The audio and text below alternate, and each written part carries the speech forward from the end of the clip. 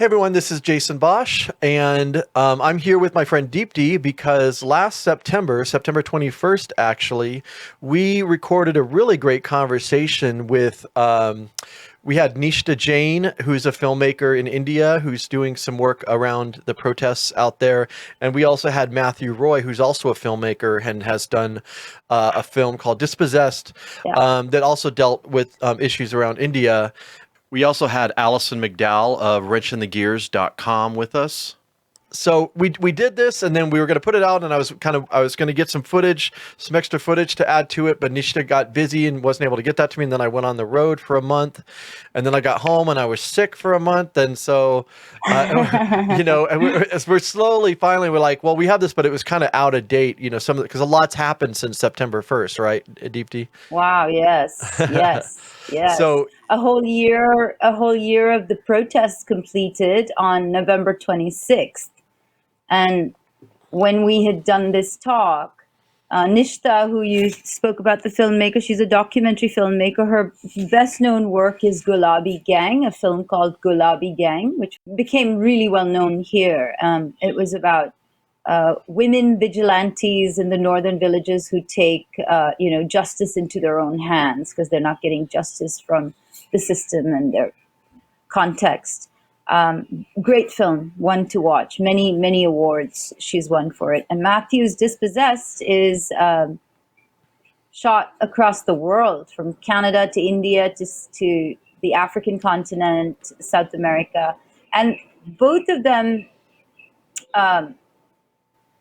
Nishtha has been shooting with the farmers from 3 days from the time the protests began last year. She left what she was doing, dropped everything, and came to Delhi so she could start documenting what she obviously anticipated was going to be something as historical as it turned out to be.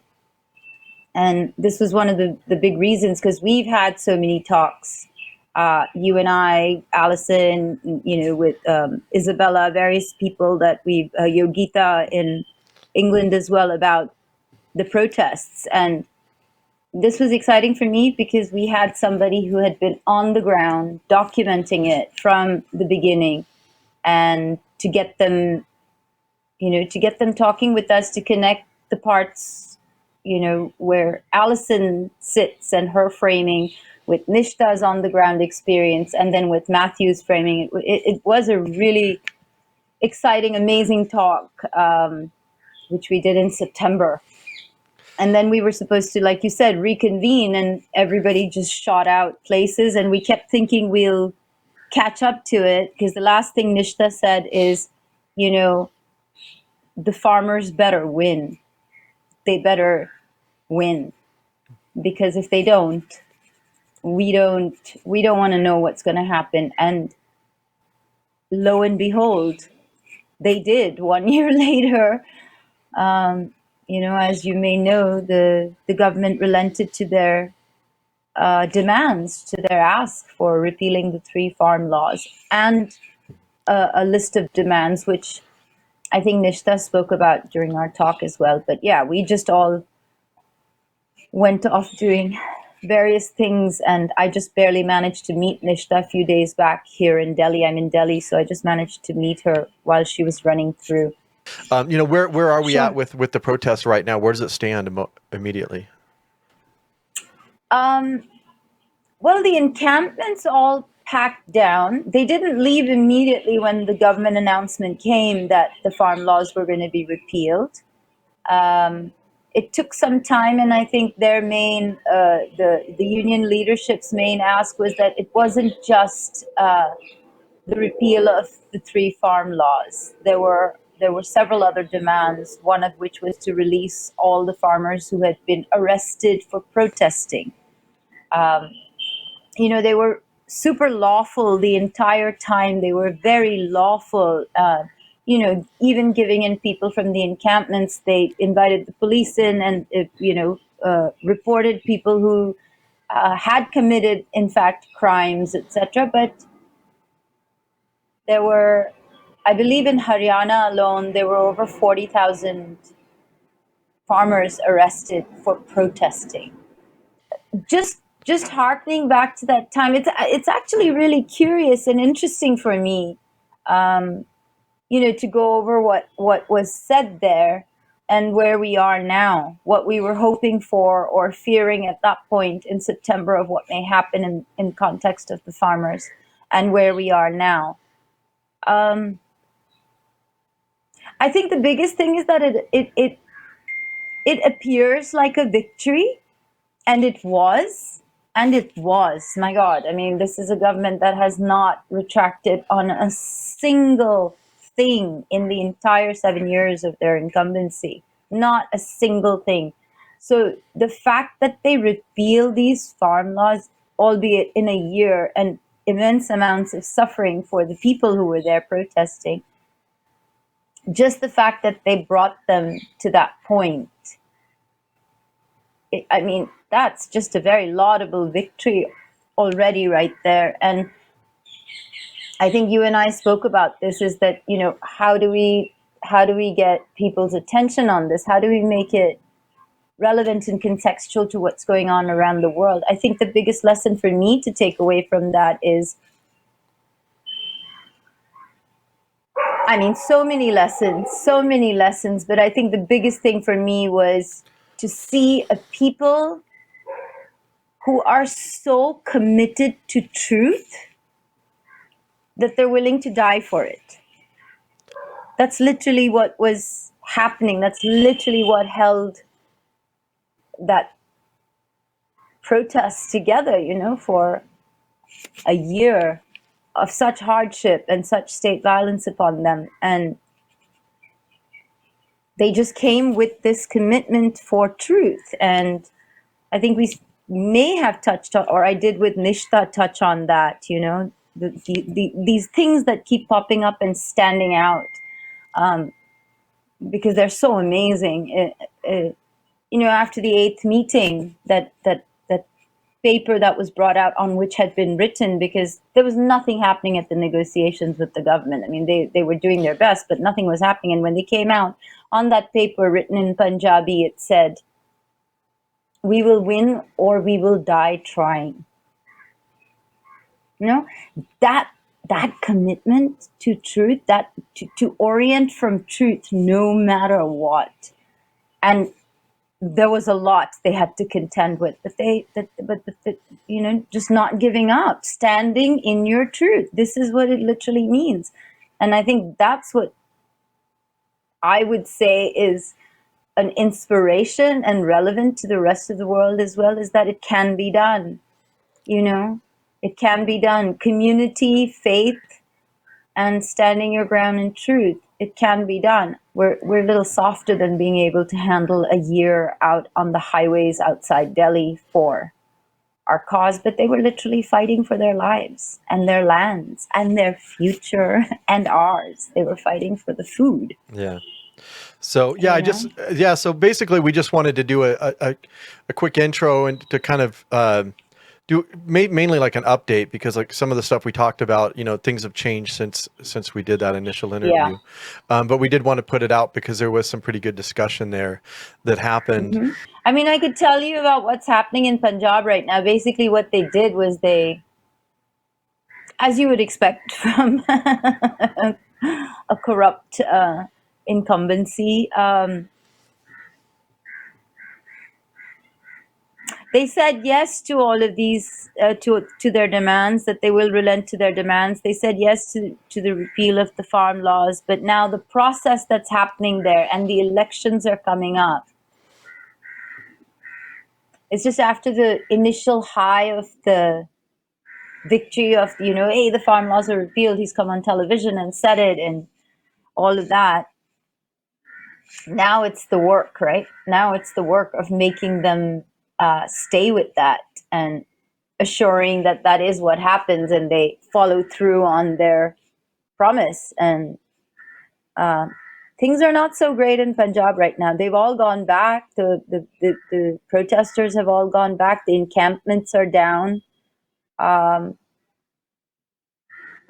as it is everywhere else around the world, it's such a precarious moment of, teetering on this balance to see where it takes us and how it goes. So we continue to watch and see what happens, what comes out of Punjab, and what that 1 year of protest yielded in terms of rights and the ability to go on. Yeah.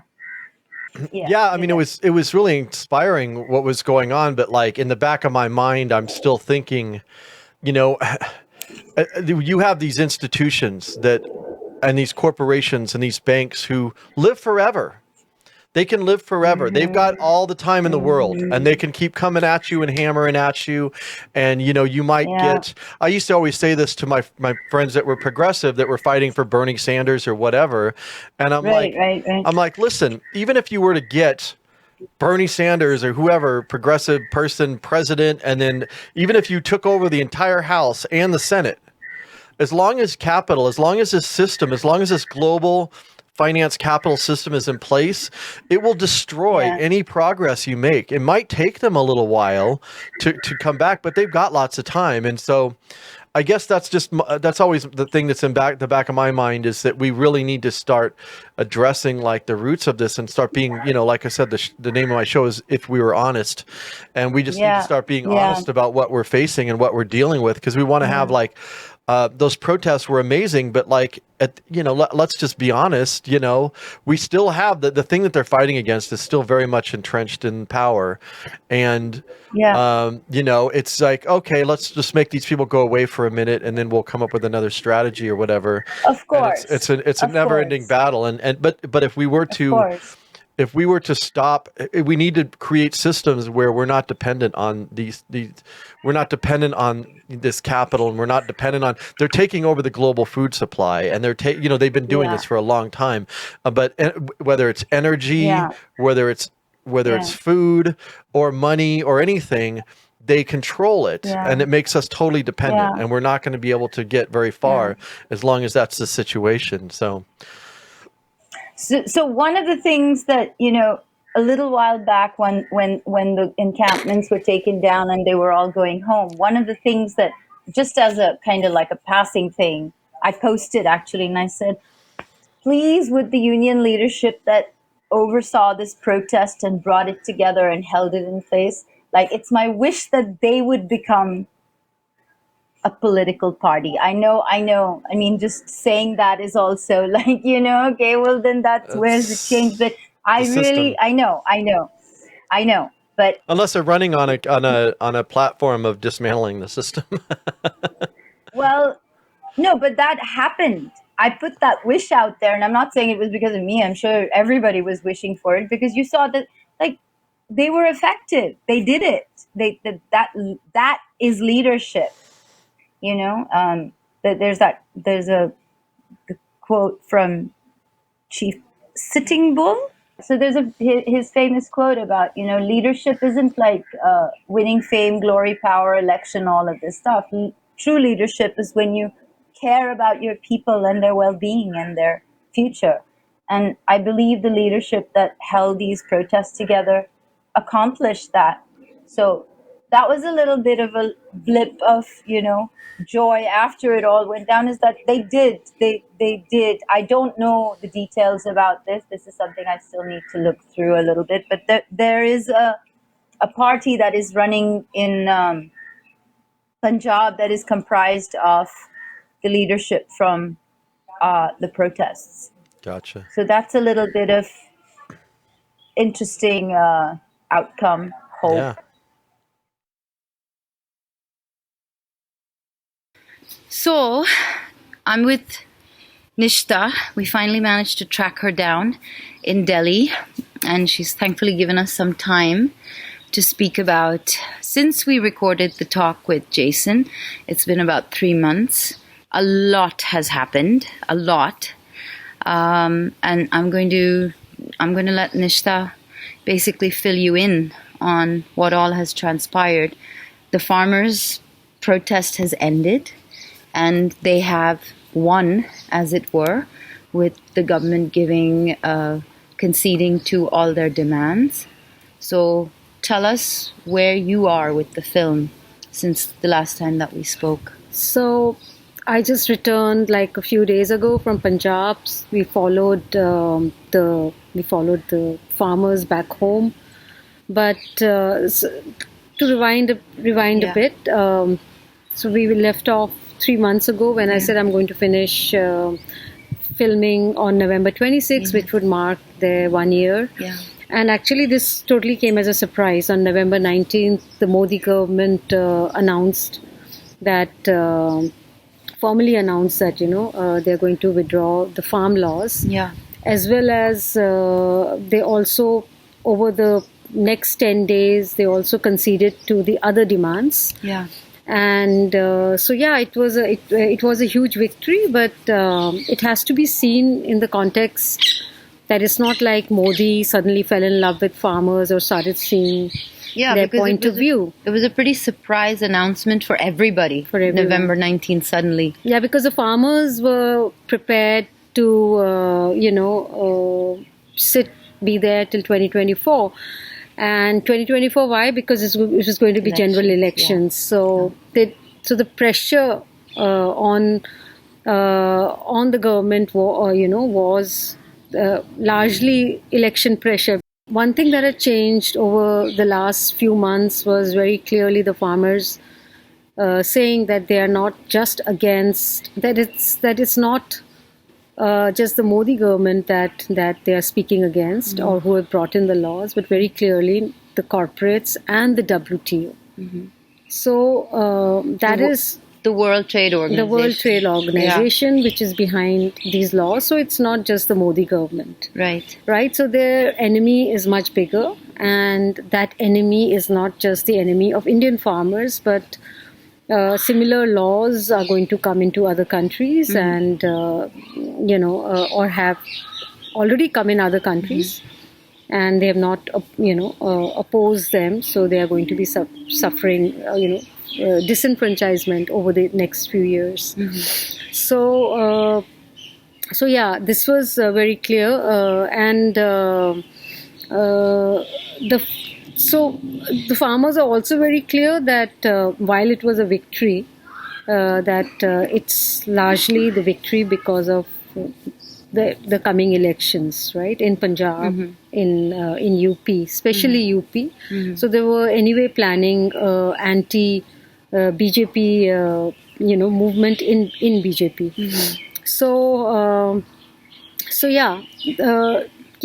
We have to keep all this in mind, that the danger is still there. The farmers, even though they're victorious, they still face the danger, because you never know when Modi government can turn around and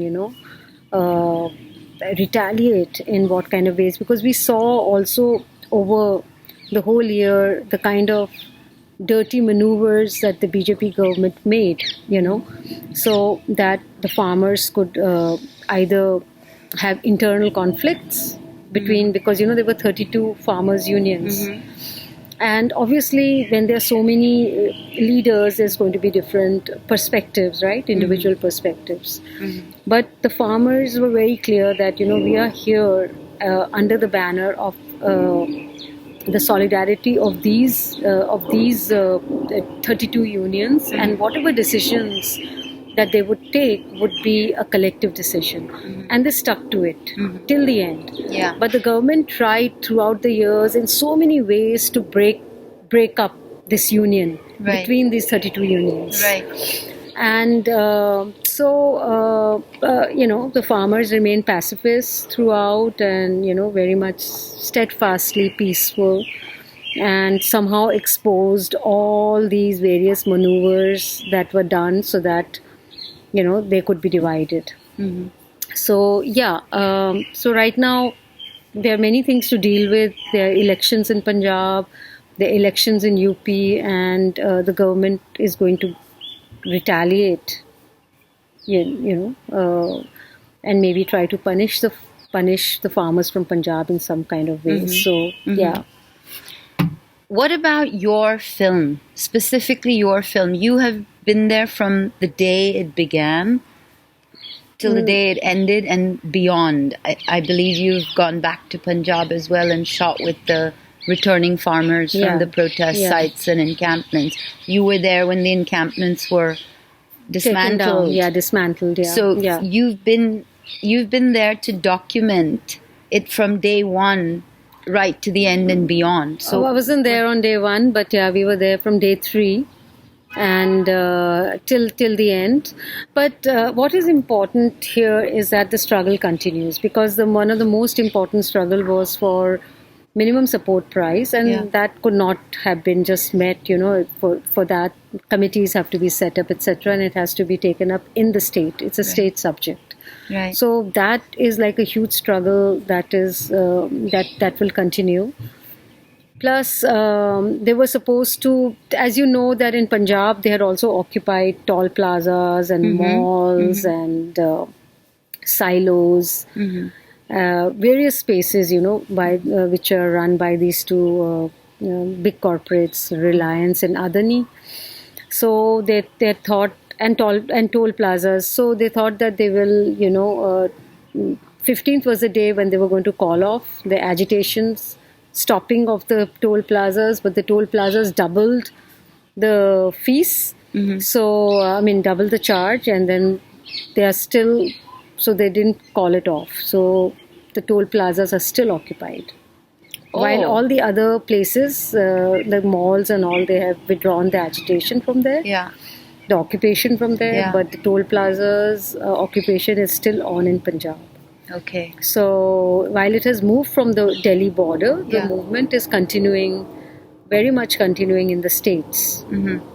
Yeah, so the film itself will be from the beginning to the end, this journey, and film will not be about, for me it was always at the end that, the film will follow just this particular movement at the border, because as it is, this 1 year is, we have so much footage Yeah.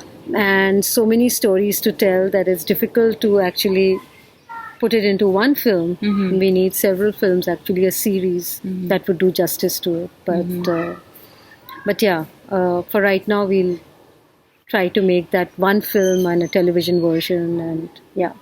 Are you satisfied as a filmmaker with what you have and with what you've accomplished so far? Because you've managed to document what is going to become a historical event in the journey of India.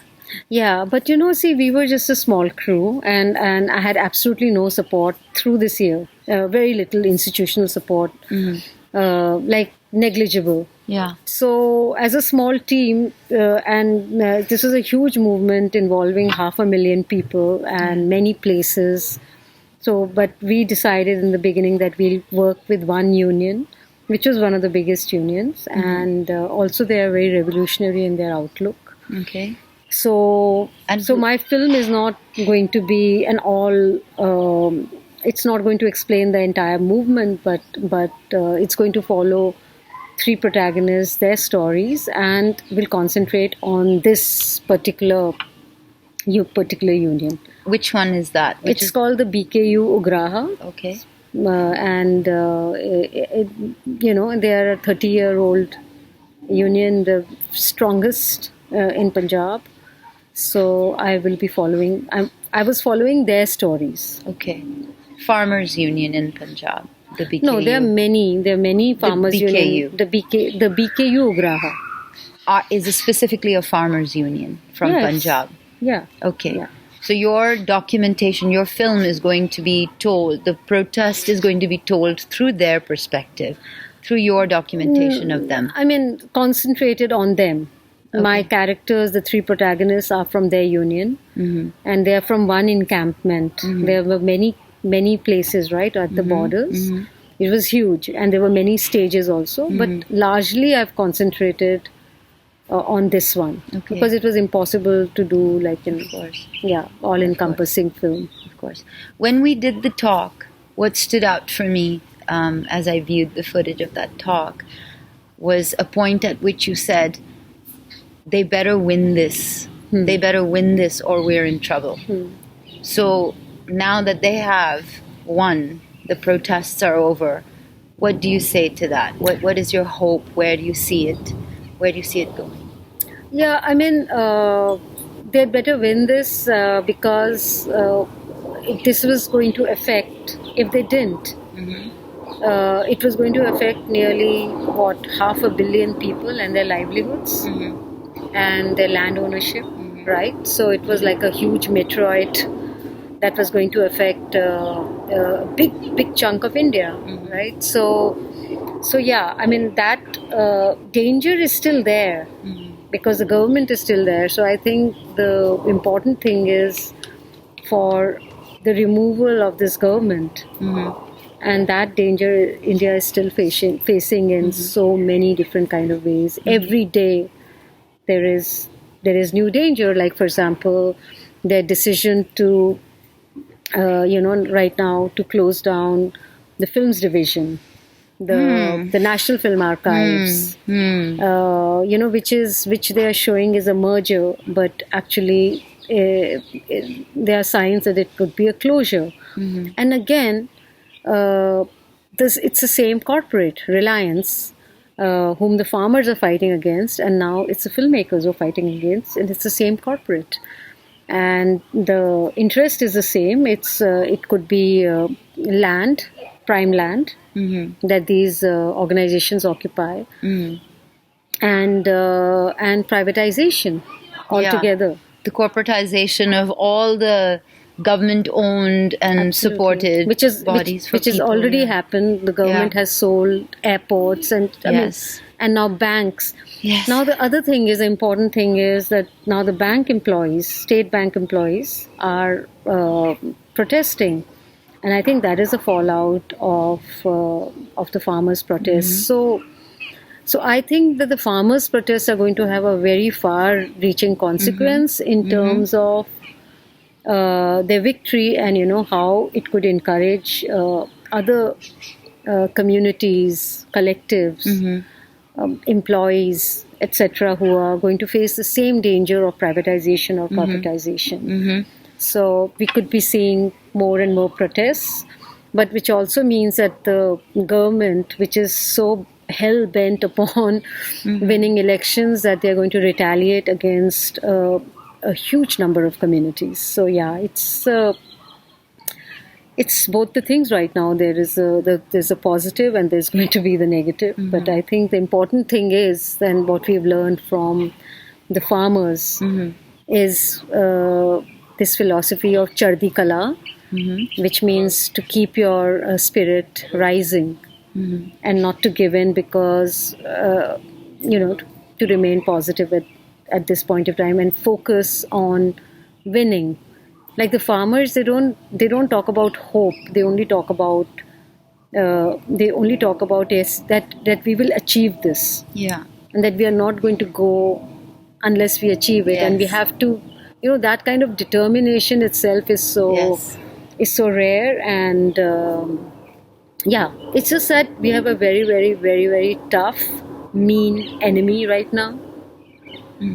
This nation. So I think I don't know what can I say. We have to all do our best. That determination was most exemplified, I think, after the 8th meeting a year ago, when the farmers' union leadership had met with the government's committees.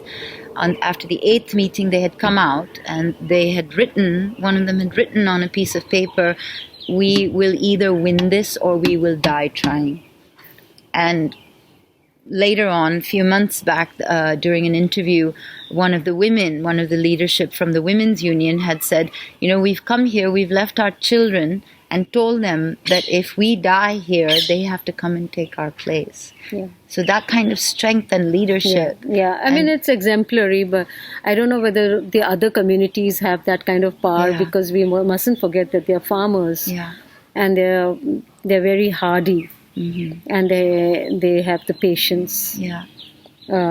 Because their work is like that. But whether other urban communities can do that, who can come to highways and live on the highways for a year? Yeah. And in what conditions? So, I've been here in Delhi for a few days now, and I know the cold I'm experiencing outdoors with I cannot imagine what all they've gone through to Yeah. survive this for 1 year. Yes, today I was trying to get up from my very, very cold, room and was thinking about the same thing. Yeah. What it was like to live on the Yeah. roadside Yeah. with no toilets, no bathrooms, and and living on the highway with these huge trucks just moving all the time. It was so tough. Yeah. So I don't know whether other communities can, put up a fight like this or not. Yeah. So now where we stand is that you have finished filming. You're going to be spending the better part of next year editing now Yes. because you've got a Plenty of year footage. full of footage. And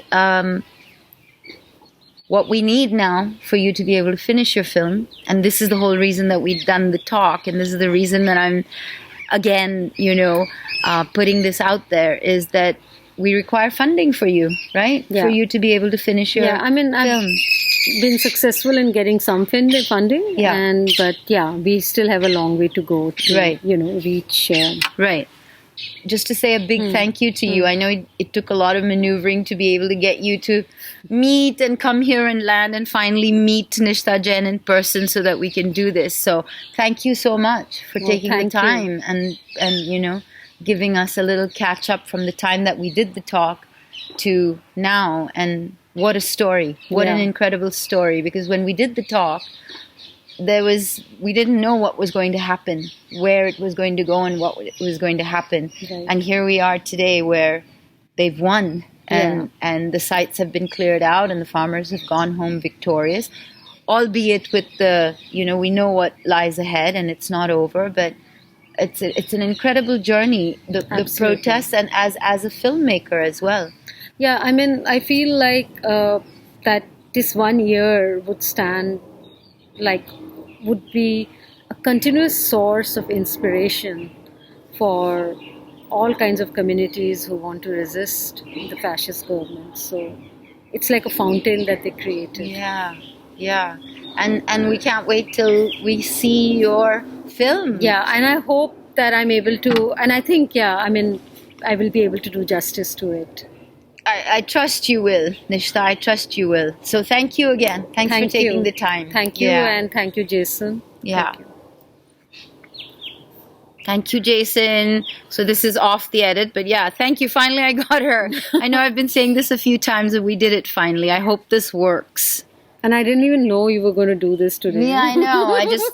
I found her. I dragged her down, and I made her do this here today. So hopefully, this works as an intro for the talk we did. We can always read. We can always do it again. I didn't know we won't. Yeah. With time, etc. So if this doesn't work, we can try and figure out a time. But you're hard to pin down, and I know you're going into edit, and I know you have work ahead. So if we don't manage, then now that the shoot is over, things Yeah. are a little more under control. Yeah, Because with the shoot, I didn't have my.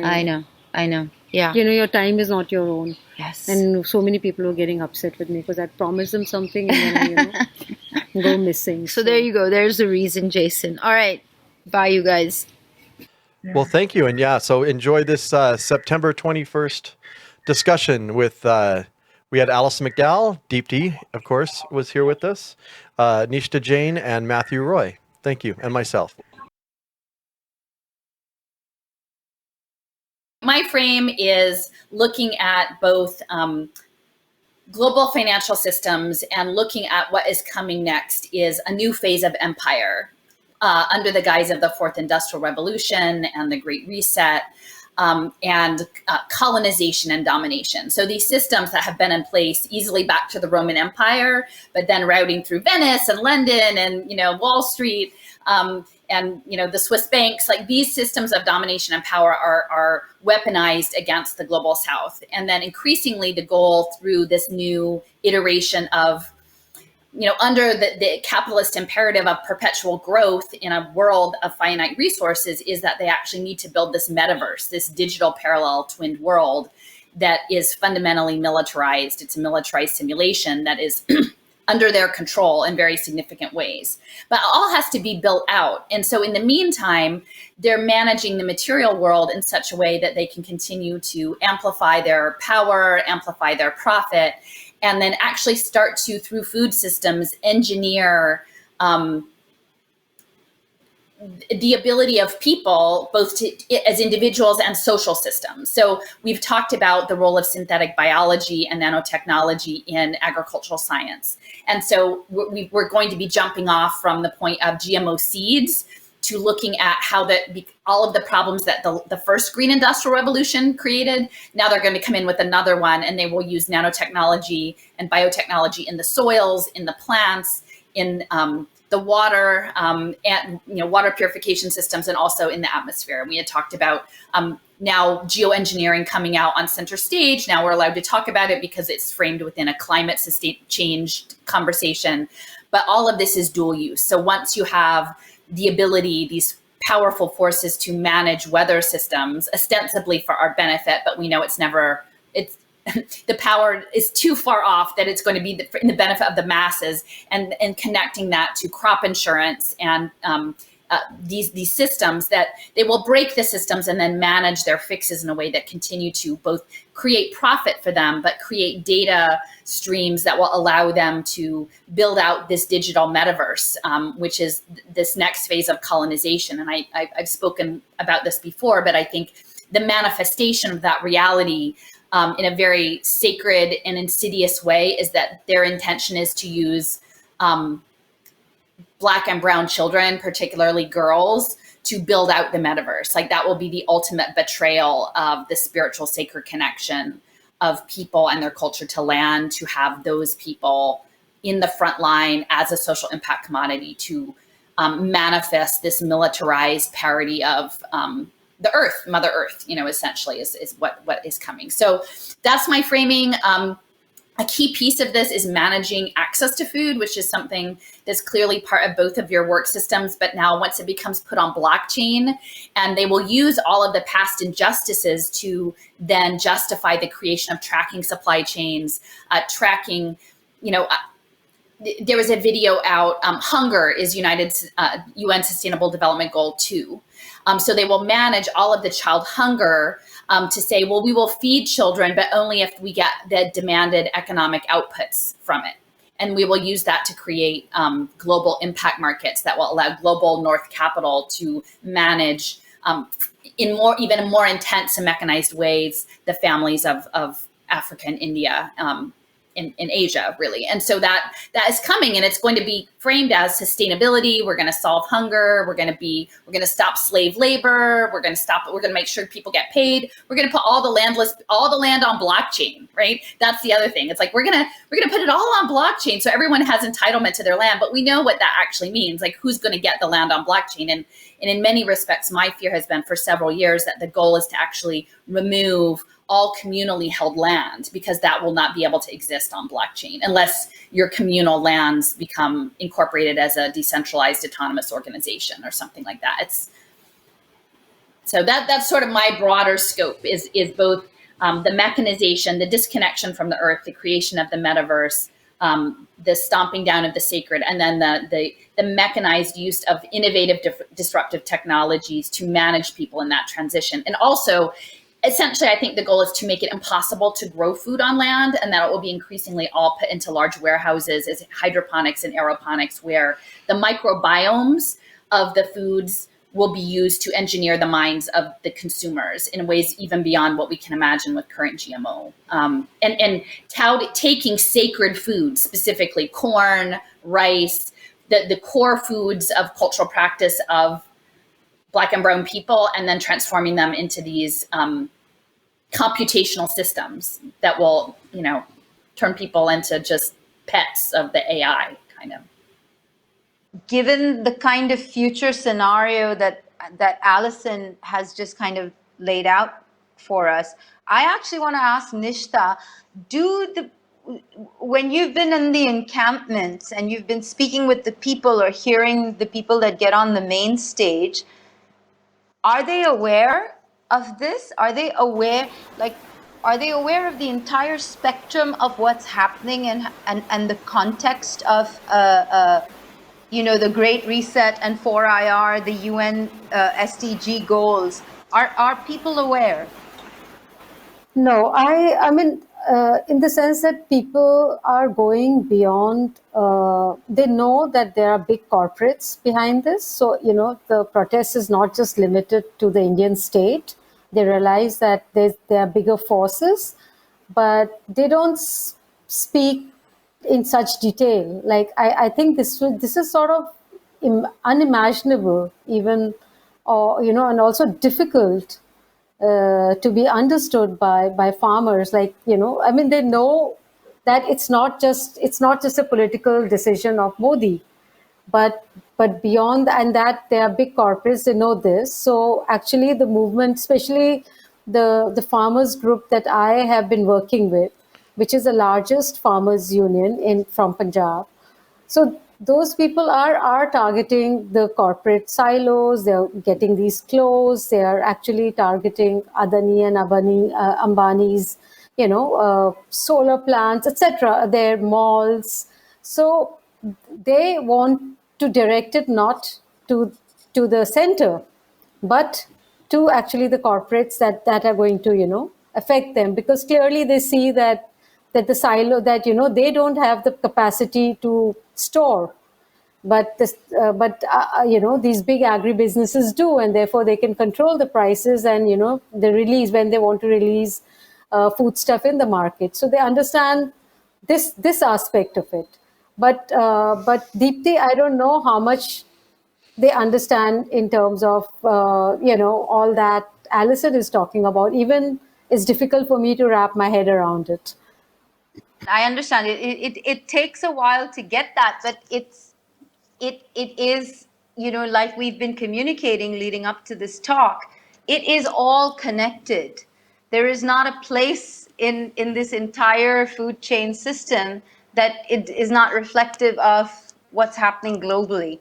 So when we speak about, farmers giving up their suicide, this farmer suicide that would lead to what Matthew called a genocide, what is planned to kind of remove the farmer from the process of food, of as we've traditionally always known food to be brought to us, or for us to be able to reach our food, removing the farmer from the process, it is not just coming with what we call the Great Reset and the onset of the 4IR. It's not already been done, and it's being done through banking and finance and ownership and loans, and large and small loans that farmers find themselves unable to pay because the entire system is set up for them not to succeed at that level, right? So it's not just it's not just the GMO seeds.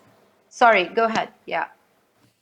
I just wanted to say that I mean, I was thinking that suppose they win, suppose the farm laws are taken back and the farmers win, and I was thinking that is that it, and will they go back to that system? Because actually they are so sort of addicted to it, right? Addicted to the system of MSP, and continuing with the system.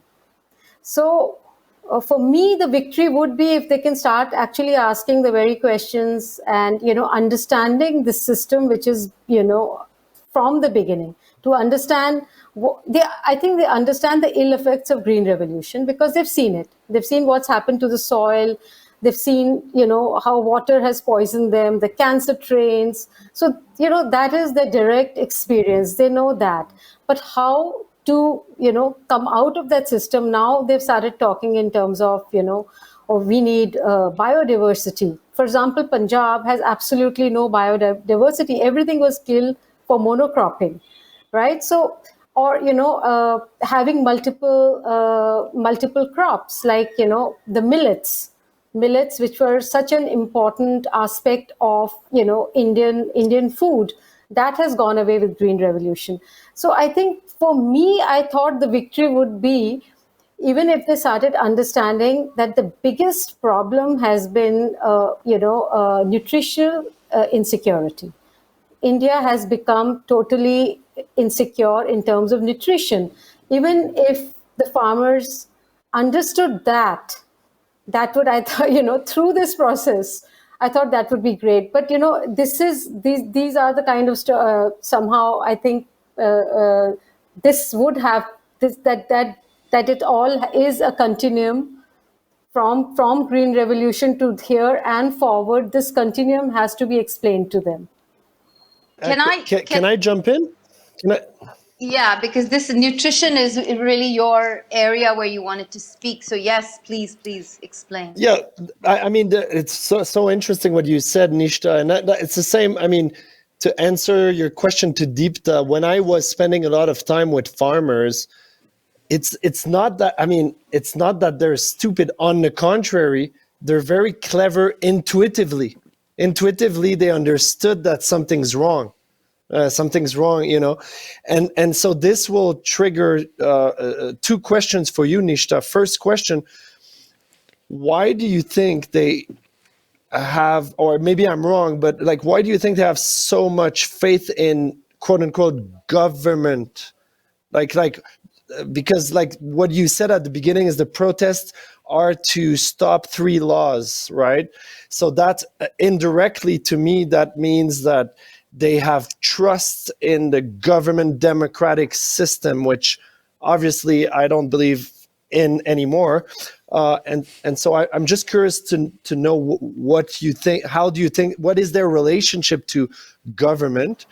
And then the second question, which we can all all chip in and discuss, will open a larger door. The door of nutrition. You mentioned the word nutrition decline. See, after I did the Dispossessed, I started researching nutrition very seriously myself. I experimented with veganism for 2-3 years, and that was a disaster. I almost shrank to death. I'm not kidding. I almost shrank to death. And now, in retrospect, I'm not easily fooled. But when I am fooled, I'm very honest about the fact. Like, I'm very humble and honest about the fact that I was fooled. And with I'm now back into carnivore diet, and I'll talk a little bit about that later. But what I mean is I've fully recovered my weight, my gain, my mental clarity, which I think are things that disappear when you try that experiment, which is veganism, which I would always also call a cult. But my question or comment, or just for all of you to react, is why, in that huge conversation about farmers' process and food crisis, and why isn't anyone talking about nutrition? Because when we examine, let's just think of India, or let's say even North India, Punjab, and the areas that you're covering, Nishtha.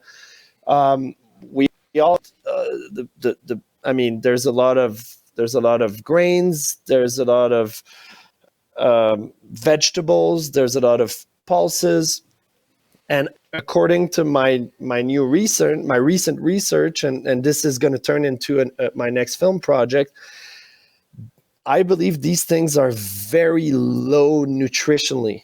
And so I believe that if we do not eat meat or fish or animal product, we are in a serious nutritional decline, or nutritional, what's the word I'm looking for? Nutritional deficiency is the word I'm looking for. And that's also a question, because I heard you, Alison, talk about, they're going to pretend to do something about starving children in Africa and all that. And I'm here in the Congo. I see these guys from the World Food Program and from, all these UN branches. I see them. I've been in the camps. I see them bring cookies and vegetable oil, and all that stuff is poisonous. It's not solving any nutritional deficiency. You know what I mean? And so to me, it became very interesting to realize that there's so many great people and great experts about food crisis and about, let's say, the macroeconomic policies that lead to, the situation, the terrible situation that the farmers are going through. but there's very few conversation about what is nutrition. And there's a lot of propaganda to try and bring a new definition of what nutrition should be, which it isn't. So I was curious to hear you three about that. Can I just jump in? And I what I feel is that nutrition could vary. What could be nutrition for somebody living in Montreal or somebody living in a village. It could vary to how you've grown up, the food that you have been eating. My grandmother just turned 101, and so I belong to a Jain family. So they are very strictly, they're not vegan, but they're very strictly vegetarians. So not even egg and through their lives, they keep on giving up, various kind of root vegetables, etc. But pretty much a lot of people have long lives, at least plus 85, etc. That's like the normal age in most people. So, and I feel like, for example, my grandmother, she grew up in acute poverty, and they used to have this millet called kodo millets because they couldn't afford wheat. So they used to buy this, and I think this was fed horses or cows or something like that, and they grew up on that. And she always talks about, that maybe her strength is coming from that, and how we do not have proper nutrition because we eat wheat and we eat, polished rice, etc. And then when you look at even in Maharashtra, where you've been, Matthew, the kind of millets that they used to eat, which people's children don't eat now because they just have polished rice and some polished lentils, etc. But all the millets, which are like high power superfood, they've gone out. It's been replaced with wheat. So a lot of nutritional, nutrition has gone down also because they are not eating the traditional foods for which their bodies maybe were attuned over centuries, of drawing nutrition. And I think that's also important. Suddenly you get a meat-eating person and you get an African and put them into India, into vegetarianism. I think, that's going to be a disaster in a way. Although I've also came across recently a person who just eats once in a week. He's and he lives on breath and sunlight, and there are people like that in India. But okay, let's not talk about that. Let's talk about normal people and normal lives. But I feel it's really to do what people talk about, that the food should be from within 100 kilometers. And all that food that you grow in that would be sufficient actually to give you all the vitamins that you need. So vitamins and other proteins, etc., that you need. So that's what a lot of people believe here. And what about the second question about their connection to government, and how could government could resolve their issues and their trust towards big brother? There is no trust. No, there is no trust in the governments, neither this government nor the one before that, because what they have come to at this point has not just happened in the last 7 years. It's been gradually happening since the 1960s, right? So it's not that they trust the governments, but so when you talk to the leadership, that's a different matter. And when you talk, because they're educated and they've read and they've met people, so they understand the systems and how they're working. But if you talk to a farmer on the ground, maybe you won't get that entire understanding. But interestingly, because of the protests, the protest sites are like universities, where everybody is talking and learning new things. So that's why it's actually sometimes the leaders say that they want this protest to last longer, because otherwise you're just caught in your own cycle, or whatever you're doing. But because it's here, because they are here, these discussions are happening and they're actually getting exposed and learning. As far as nutrition, I will say, again, they've captured all the narratives. And so essentially what we're looking at is, I think, the balance of two worldviews, which is one of culturally based foods, local, regional food systems that are regenerative, right? Which I think is in my opinion, should be the goal. And then a globalized precision medicine, nutrient, digital approach to managing human capital towards some certain end, which is the counterpoint. And I think what's going to be coming is going to be some sort of engagement between those two frames.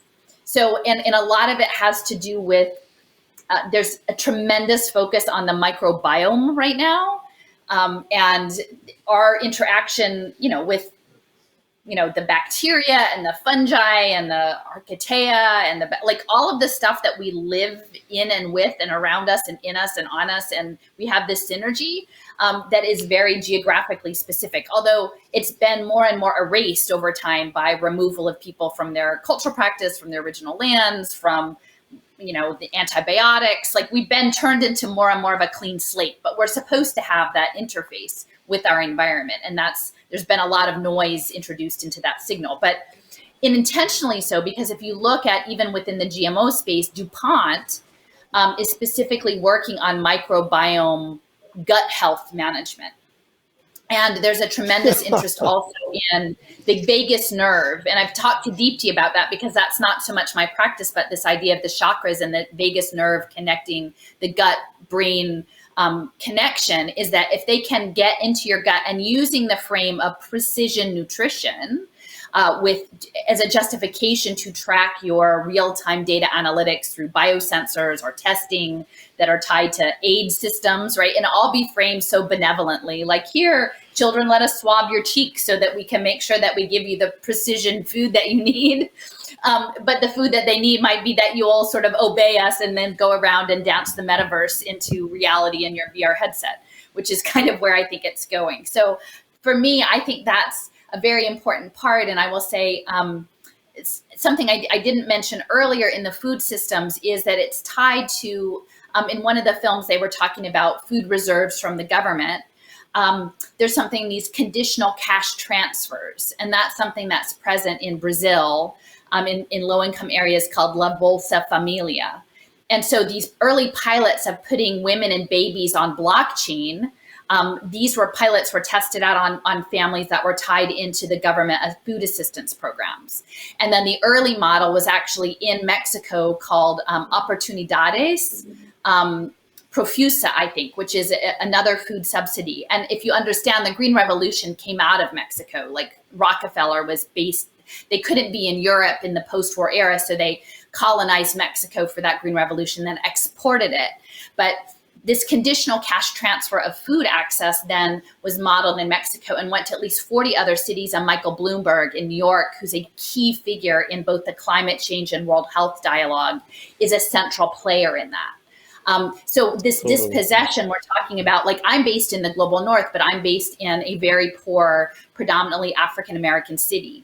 A city that also has a very high level of opioid abuse. So there are certain levels of very high levels of, maybe not in the frame of global south level poverty, but in terms of where we are framed, dispossession. And then looking at the film, I was like, yeah, I can, the people in the underpasses, yes, that is Kensington Avenue. And controlling those people through food as medicine, but medicine in a very toxic frame. So anyway, that's just what I wanted to add in.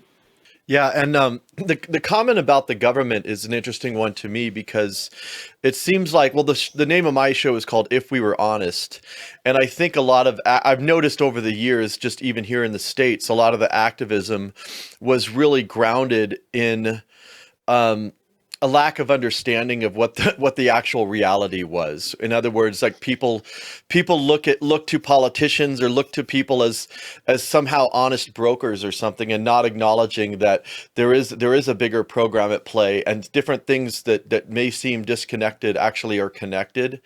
And so I'm curious about the protests in particular, because I mean, on one hand, yes, there's the desire to go back to, having the the guaranteed payments, or you guys can correct me on how that's worded, but the specific demands that they have for the government to basically help them make sure that they get enough money for their crops. But to me, there's a much bigger issue at play here, which is really about like people actually having power and control over their own lives, and that, like I said, that the dispossession that's going on, that the idea that there is actually something bigger happening here. And is there any discussion within the farmers' protests to like outside of the, like, what if the government doesn't do this, or even if they do it, it's just, to me, it's just going to be a temporary thing that okay, we're going to finally appease them, but then we're going to try to come at them from another way. And I always look at these problems in terms of power, who has power, who doesn't have power. And it's not even a matter of taking power. It's a matter of like giving people power over their own lives. And I'm trying to figure out how to explain what I'm trying to say. But my point is, like, is there any efforts within that space of just saying, you know what, whatever the powers that be do or don't do, we need to have another plan of action to just, take back power ourselves, take back the land ourselves. I mean, I know that's kind of a people are scared to maybe say that, because everybody's wanting to operate within the system, but if the system is fundamentally against you, maybe the other things need to be discussed. So I don't know, like, thoughts, anyone? Did that make sense? Well, yeah. I mean, for me, Jason, you made total sense. I think this is much bigger than what we're talking about here. I think like Alison's fields of research, which also cross with what I'm researching. I think the Great Reset is happening, and it's been planned for decades, and people don't believe it, or I think very naive, because this is happening whether we want it or not. Now, as an individual, as a father, I used to say citizen. I don't use that word anymore, because I don't feel anything towards my country. I just realized there were elections in my country last night. I don't even know who won. I don't know I don't care. It doesn't change anything. Right. And actually, I just did get an email, and I saw the results very quickly, and it's exactly the same results as 2 years ago. They just wasted $1 billion, and it's exactly the same result. So I'm with you on that. I think the whole like democratic process, that word democratic, and I think Alison, you used that word earlier, like it's always double speak, like it is double speak, like there's always an explanations for why we're doing this for the public, but then that's not why they're doing it, and so I think the dilemma we're faced with, whether we're farmers, in these camps where Nishtha is filming, whether we're, filmmakers elsewhere in the world, whether whoever we are, I think the dilemma is like, how should we live our lives moving forward, understanding everything that we're understanding, whether we understand it really intellectually or intuitively, and I speak with farmers, and actually they're not farmers. How do you call in English someone who has cows, like a éleveur? How do you say in English, like, like they're not farming plants, but they have animals. How do you call these people? Shepherds or cattle group. Yeah, or ranchers. Anyway, If it was cattle, it'd be rancher. Yeah. I guess. Maybe it depends. I guess ranch. I guess ranchers. So I speak with lots of them here in the east of the Congo, and they don't want to participate in any system. They understand that they've been fooled and they've been deceived so many times. They look at these World Food Program white guys coming in their village, and they have absolutely zero trust. And the reason that these people can enter the country, or many African countries and many other countries, is because their government let them in. The people never ask for their help, and so they might not understand the Great Reset in the very in the beautiful and exquisite way you presented, Alison, but they understand something's wrong intuitively. And I don't know if we're allowed to talk about COVID, but I mean, lots of African people are very, very suspicious about that. Very suspicious about the medicine that is offered. I'm not going to say the word, but they're very suspicious about the free medicine that is offered. And since when have we seen, in Western countries, people being offered free donuts, free beer, and free joints to get some medicine? And like how many more hints do you need to get it? You know what I mean? And so what I'm trying to hint towards is that these are very complex mechanism that Alison is studying in very well, that most people don't understand. And as Nishtha said earlier, it's hard to get our heads around these things because it's so dark and it's so evil. And I think the ultimate goal is to transition us human slaves into kind of bio-robots slaves, where many of our internal systems will be controlled, will be connected to a wider network. And is that where we want to go? I just want to say something that ties in what everybody spoke to. Matthew spoke about nutrition and there being literally a genocide of farmers, the people who grow the food. Nishtha was speaking about, not disagreeing, but saying that what you would call veganism in the West, it's not what, a Jain's diet is. A person who's a Jain follows a very specific diet that is, yes, contextual to that location, weather, time of the year. This is how we all traditionally ate. And then Alison's point about what the future holds for this, I want to tell you about an article I found today, in fact, and it's about an elder. I think their tribe is called Queen. I'm not really sure what the tribe is called, but it's in Australia, an Aboriginal tribal elder. Okay, during these lockdowns, because of the trouble there's been of income and people being able to afford to keep going because they've been shut down and not being able to access food, and I think Australia has been one of the worst of all of them, right? His name is Kevin Mason, went as his great-grandfathers have, as his father has, as his uncles did, as he grew up with them, took his boat and went out to look for food in the sea, on a coastal tribe, right? He was arrested. The tribal elder, Indigenous Australian Aboriginal tribal elder, was arrested and now is being charged for breaking some environmental protection laws because he went and fished in the ocean as he comes from. This is the context he comes from. He is now facing a case. He's fighting a case in court for doing something on land that is protected.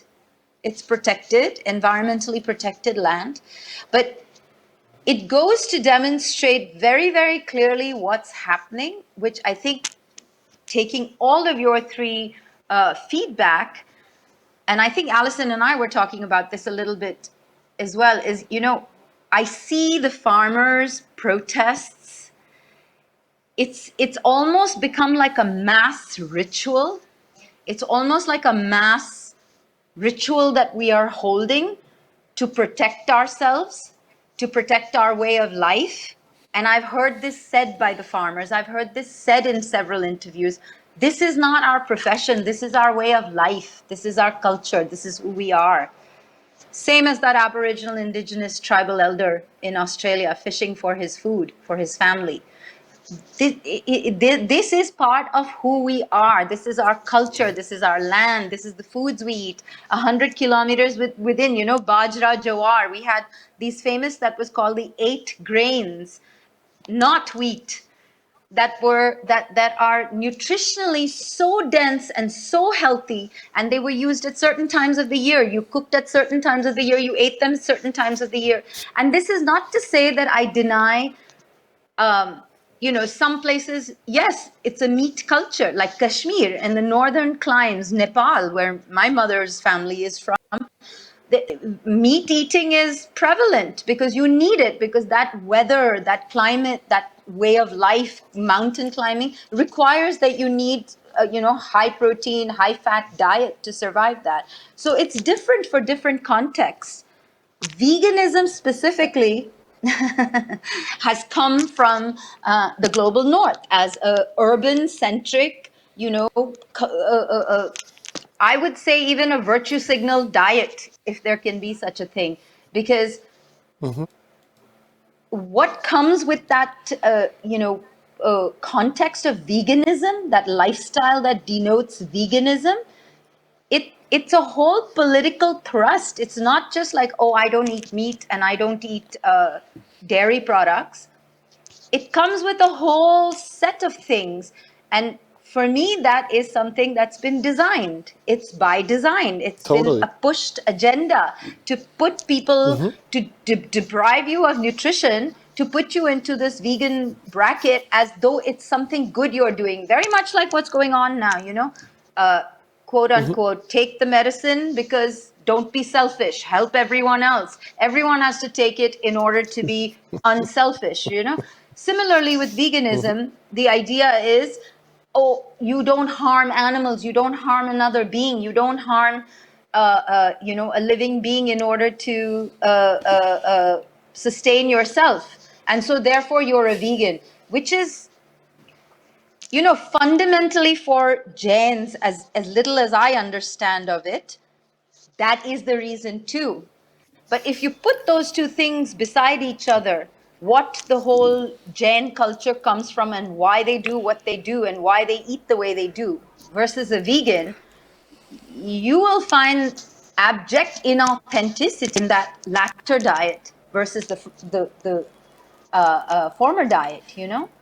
That the Jain, if I may just, if I'll just finish, the Jain monks, they've been wearing masks on the streets, and they sweep the floor where they walk ahead of them. They carry a broom where they sweep the floor and they walk ahead of them. The Jain monks, am I right, Nishtha?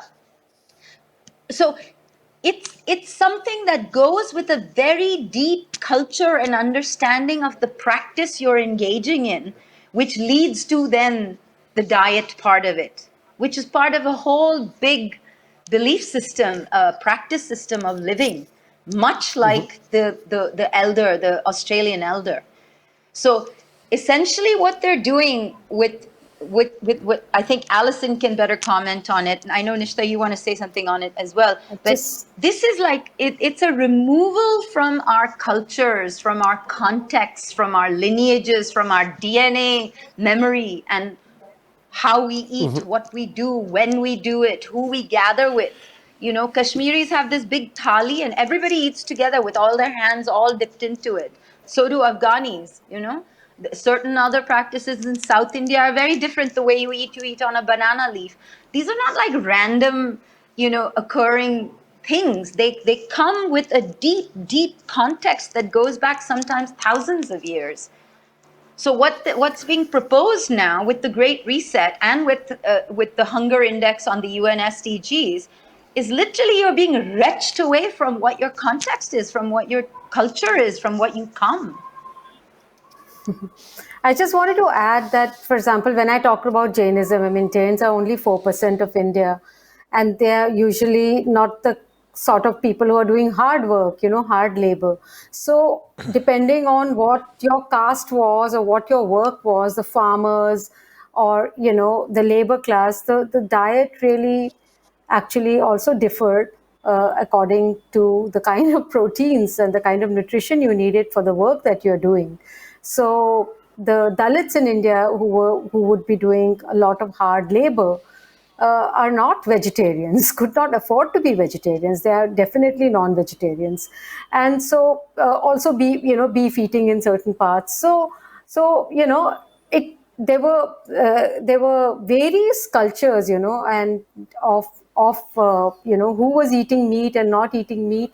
But I just want to make a small point about the areas where green revolution did not have a huge impact. Say if you talk about the Northeast, or you talk about certain interior areas in India, there they have actually retained not only the original native varieties of all kinds of grains, but the food eating style, etc., which is very close to the kind of nutrition they probably require, or the nature of their work requires. So it's that balance which has totally gone away from Punjab and Haryana, which were the food bowl of India.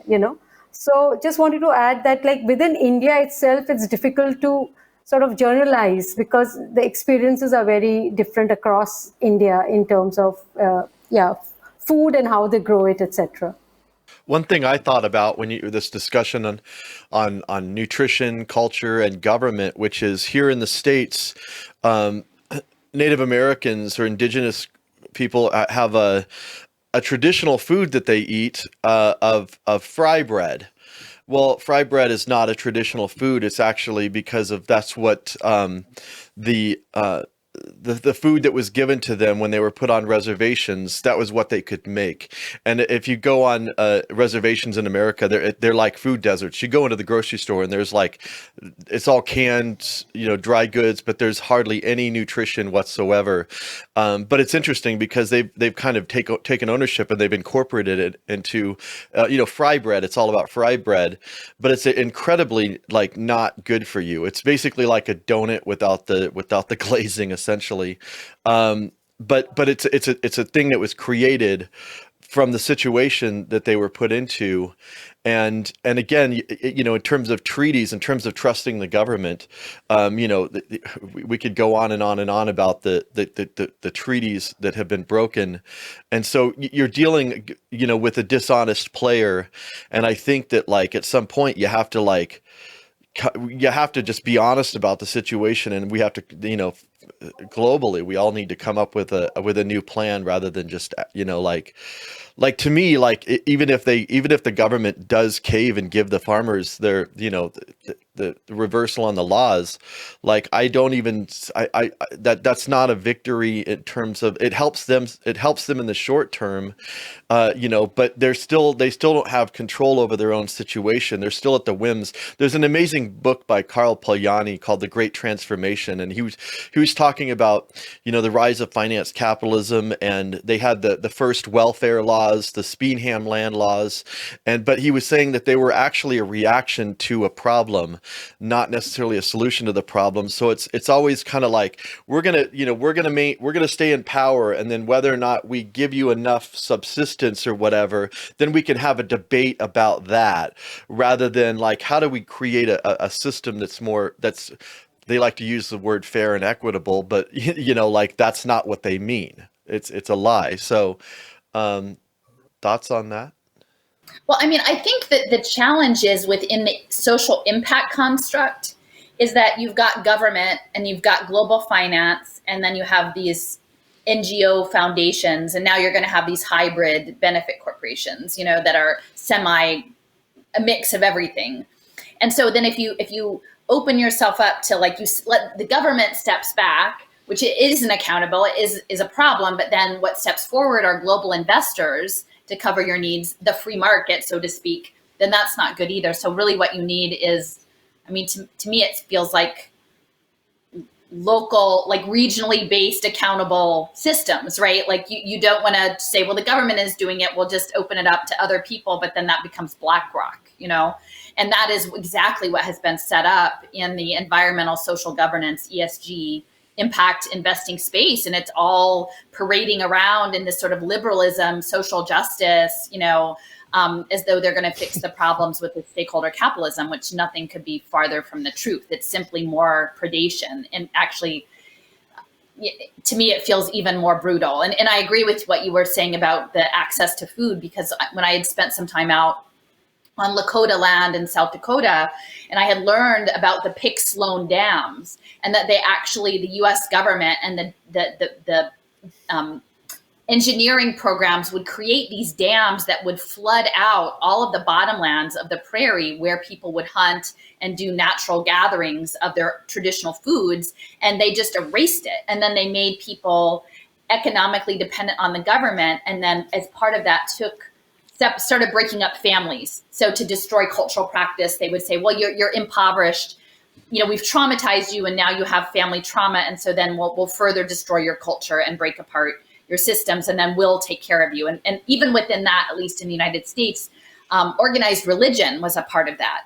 And we have to understand that these impact spaces, actually faith communities of all types, all global faith communities, the ones especially that have large endowments, are tied into the systems. The ones that are set up to offer the social welfare services, they're going to be contingent on people having a digital identity and behaving. And in my sense is, many faith practices, and the Vatican is a key one, but not exclusively. They have many impact sectors that are across different faith practices throughout the world. They're going to start, I think, blockchaining religious behavior, right? So if you are going to come and be a part of that community, it's going to be regressive and tied in with your digital management. And I will just say, like, my perspective from a global north situation is that I'm actually leaving my job now because I'm sort of put in a position that I'm not willing to work within the system as it's going to be moving forward. And it feels like time to leave. But for 17 years, I worked at Bartram's Garden, which is an urban garden on the banks of the Schuylkill River that was an 18th century. It's Lenape Shawnee land originally, and then the Swedes. And then John Bartram was a plant capitalist, and he went up and down the east coast of the US, and he would gather all sorts of stuff and then document it with the Western scientists and then send it to England, and so it was part of this global biopiracy trade, ultimately. And then, so we're in a part of the city that is in the center of a lot of post-industrial refineries, environmental racism. It's predominantly low income, a lot of African immigrants in our community. And so we had turned a decade ago, colleagues of mine, I'm not the person who works on the land directly, but an old ball field into a 3-acre garden. And it was the intention was healing, was actually to reconnect the community, which we're right up next to a government housing project, to the land, and especially a fraught relationship of Black people to the land, given the history of enslavement in our country that had been intentionally disconnected, right? Like, it was shameful to be on the land and to begin to heal that. And so, of course, we have these funders who are interested in greenwashing their investments and using us as a front, including Comcast, which is this global telecom, to greenwash their Internet of Things agriculture, soil sensors, which will be ultimately tied to drone agriculture, which is ridiculous on a 3-acre farm, but we're a progressive, Black-led space. And so that became an attractive, they once had Al Roker, the TV newsman out NBC, to come feature this. And we're like, no, you can't, because we're not actually about this story. We're not about sitting back behind a laptop and having a soil sensor tell you how to grow your crops. This is actually a healing process. And then later, the Knight Foundation, which is a key player in Internet of Things development and working very closely with Niantic, which is the CIA on mixed reality, has come in, and their head says, well, you could just turn all this into hydroponics. And my colleagues are like, no, that is not the point. That's not what we're doing here. But the thing is, they must have in their head, okay, in 20 years now, we've got the solar dimming, it's all going to be in a warehouse anyway. Like, we're not going to tell you we're going to use the EMF radiation. We're going to kill all the pollinators with your soil sensors, right? But we're not going to come straight up and tell you this is what we're doing. In the meantime, we'll transition you and we'll throw some money your way so you can be the face of this. And granted, my colleagues were very clear about trying to navigate this, right? Like, how does one navigate it? And that's essentially why eventually I've had to remove myself, not because on any bad feelings, but I just know what's coming. I know what's coming in this space at a very tiny scale, just 3 acres, right? But it's laid all very clearly out for everyone to see about. And one last thing I will say, I was in touch. There's something called prescribing things, prescribing nature, prescribing good produce. It becomes a prescription that's being tied into medical compliance protocols, and that will be tied in with these digital benefit systems. And so I had done a talk about something called DC Greens in Washington, DC, targeting Anacostia. And they were giving fresh produce to people who needed food support, who were food insecure. And I was like, wow, where is that going once that becomes tied to these requirements? And I was very questionable about the support system of this program because it was a nonprofit. And actually, I just got an email yesterday from a woman I had a direct phone call with who was receiving produce from this program. And she said, hey, guess what? After Biden's announcement about that you had to participate in these programs of injection or testing, the nonprofit running that program actually walked away from the contract rather than submit to those mandates, which was a surprise to me, honestly, that this nonprofit would in good conscience say, in representing our communities, many of whom are skeptical about these policies, we are stepping back. Now, who knows who will fill that void? And then clearly, probably there's an innumerable number of people who will step in to put people on blockchain and make sure they're tested to get their kale. But this is all what is unfolding now right before us. So. Does somebody want to say something about how this kind of connects to the farmers' protests? Because I think that, it's an effort to control food. I mean, I think about Monsanto's, their slogan is "We feed the world. We feed the world," and it's about controlling. This whole thing is about controlling the product and making everyone dependent on these corporations. So I want to kind of bring it out back and try to figure out how to connect this to what's happening. The farmers are there protesting, and Nishtha, you can, I don't know. I'll just, anyone? Can I just say it's geo, and maybe Deepti can speak to this, but geo is the connection, the telecom industry at controlling food access. Oh, right. And I wanted to say one other quick thing, too, is you mentioned the flooding, but I showed a film years ago called Drowned Out. And I don't know if any of you have seen the documentary, but, India had its own version of that, the dams being built and flooding out villages. It's an amazing documentary. I just wanted to say that, in that I feel that there's something interesting about India in the sense that while in terms of green revolution, they have actually fallen victim to it. But for example, the protests now are showing what is also a very Indian tendency, which is not to obey, So I think in that sense, so this sort of this nature, like what we call jugaad, also like, for example, you have machines and then, you'll repair them yourself instead of, paying big companies, but, not sort of following the rules, breaking the rules in a way that suits you, then this kind of native innovativeness, etc. And generally, especially from Punjab and Haryana, the community have always fought for the rights. They've been at the front line of, the war of independence, in India. So my only hope, because this is so difficult right now, for say, if you're a farmer, what do you do? Because you are totally dependent on a certain system, and it'll take you a little bit of time to sort of de-addict yourself to support prices, etc., and do sort of, diversify your what you are growing, let the land, bring back soil fertility, etc. All that requires a lot of resources, a lot of risk taking, which maybe the bigger farmers can do, but not a small farmer who needs the support. So I'm just thinking about right now they're fighting against the farm laws, trying to bring back the situation back to normal, which was anyway abnormal, which was really bad. So but what they're actually trying to do is save their land, because if they don't do this, And if these laws come in, they actually are going to lose their land in the next 10 years' time. So this is really a fight to save the land. So that, and the groups which are fighting, the Jats, they are very, everything is connected to the land. Their culture, the food, I mean, their way of being, it's very much connected to the soil. They cannot imagine what life would be if they are not farmers.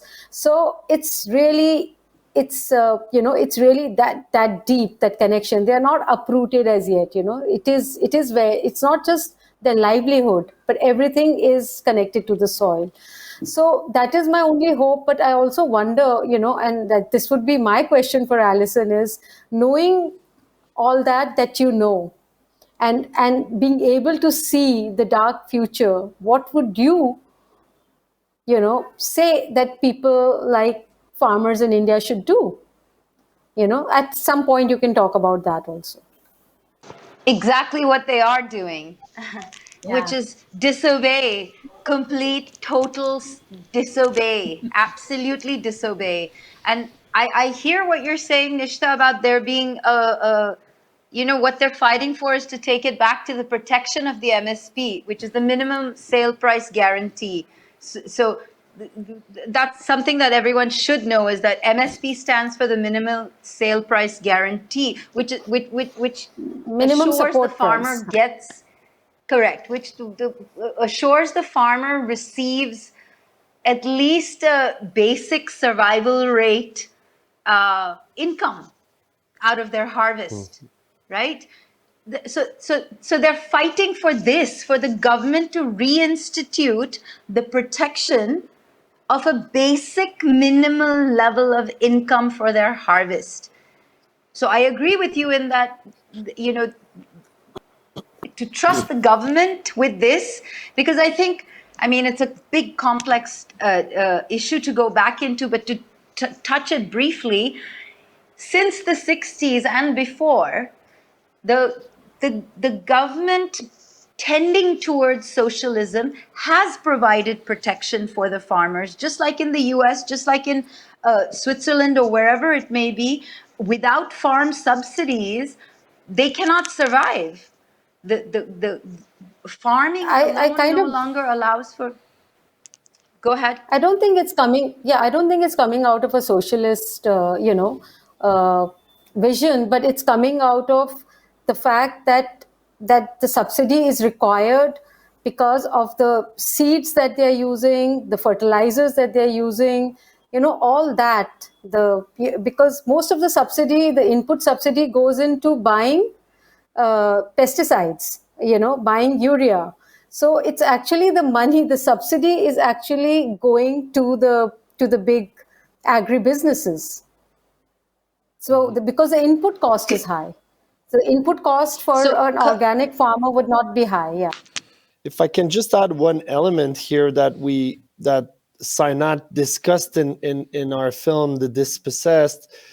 This has been very gradual, and as Nishtha rightly said, the farm, like if we come back to the national issue in India, the farmers are trying to fight to come back to a situation that was already abnormal, because for decades there has been this transformation where in villages farmers would grow what is called and would sustain their livelihood and would be able to eat their crops. Now the Green Revolution, and with the turbo capitalism, and the involvement of the WTO, the farmers have been convinced to switch from food crops to cash crops. And so that creates a double dependency where not only can they not eat their crops anymore, they are also dependent on the market for the price. So this whole problem originate from that situation where they've been sold a dream that was a nightmare. So that's very important to be reminded of. And also, like, if we, Alison, you used the word empire and colonialism.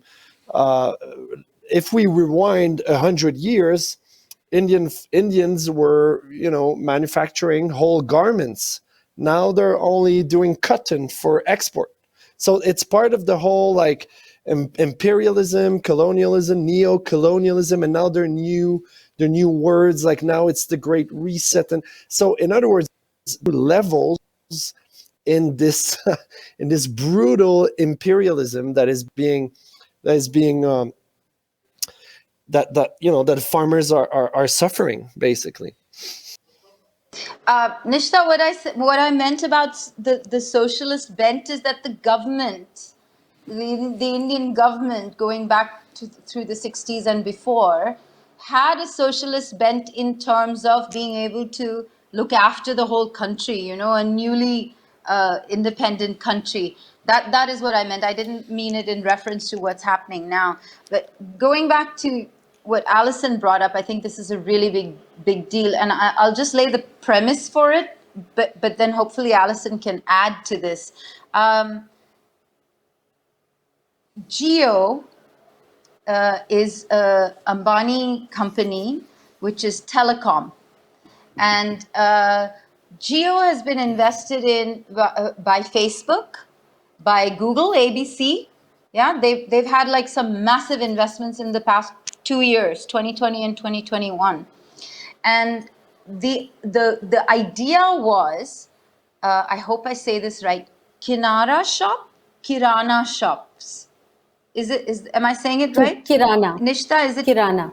Kirana shops. So, our Kirana shops are what we call telas, the gaddis, the carts on the roads, the small local people who set up, their stands and shacks. And shops, provision shops, our local, like we have our village shop here in Goa. And I've said this before, this is what we call our informal sector economy. This is what we call our informal economy, yeah? Which is a people-to-people economy. It's the real economy of India. And our food distribution happens through this economy, right? Has primarily been happening through this economy. The proposal of Jio, the long-term proposal for Jio was to take food distribution onto telecom and remove this informal sector economy that is the interface between the consumer and the producers. Is to put this massive giant corporation that then becomes also your replacement for the Kirana shop. Yeah, they had a food distribution plan, in fact. That's another thing that I've written in the Civilianer article on the farmers' protest. But I want to ask Alison if you can see and tie this into, what the farmers are like Nishtha said, fighting for their lands. This is not just about the MSP. Like I said, it's gone from being a protest to being a full-blown people's movement. I think we can also say that this is not just about the MSP, it's about something much, much bigger. And that bigger thing that the farmers in India are fighting against is a capitulation to the technocracy. It is a technocracy because it's corporations and technology. It's the technocracy that's trying to take over our food systems.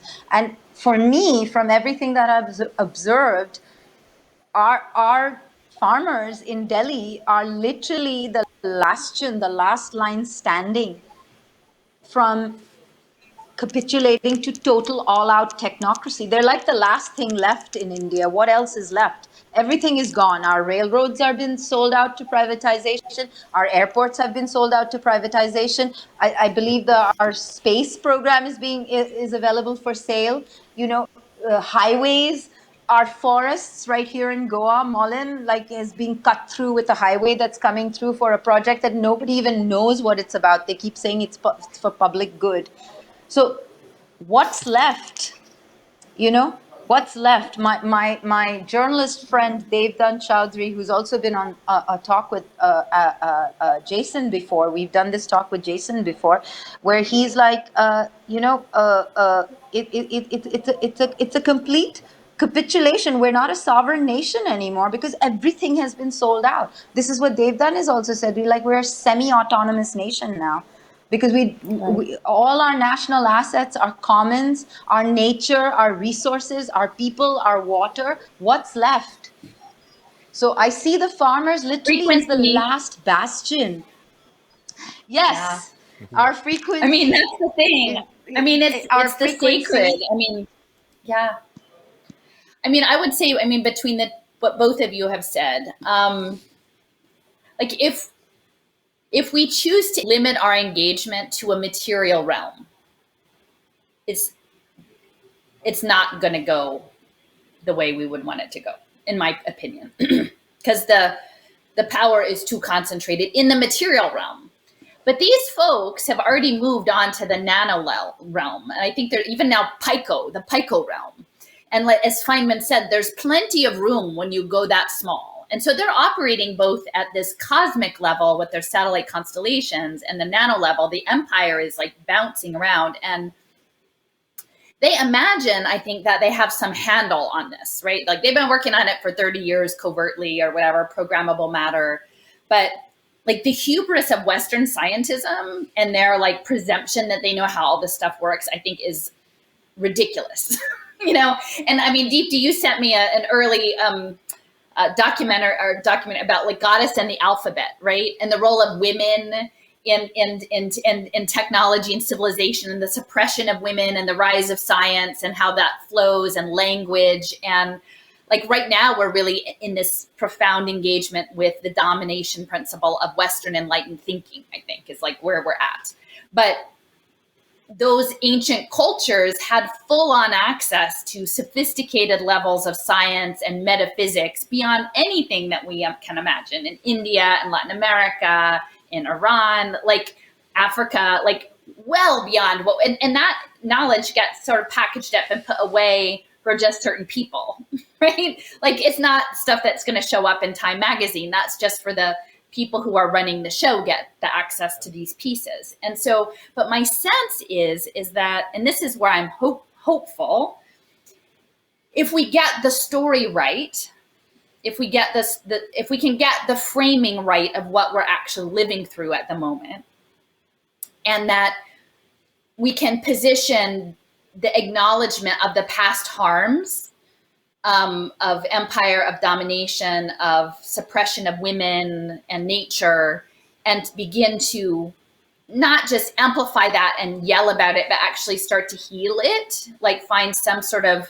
transformational moment in that feels like what the earth is calling out for right now. Like see this thing and then stand in this space and try to move it in the right way, which is exactly what Western science is trying to slap around and distract us from.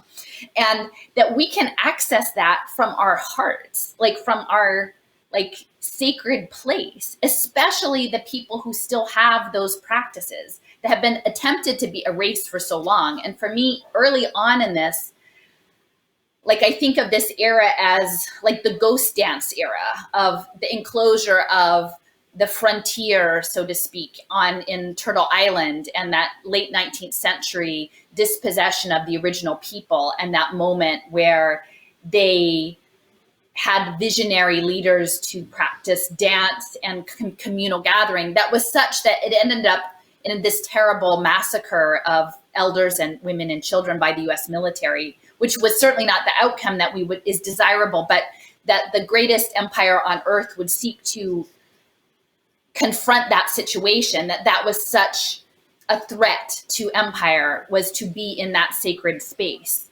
And so I keep thinking, like, I mean, clearly, as you both have said, from an intuitive understanding of what is at stake in the farmers' protests and in the stands being taken in Africa, again, people know this in their bodies. They don't have to articulate it according to some white paper academic standing about exactly what's happening. They know it.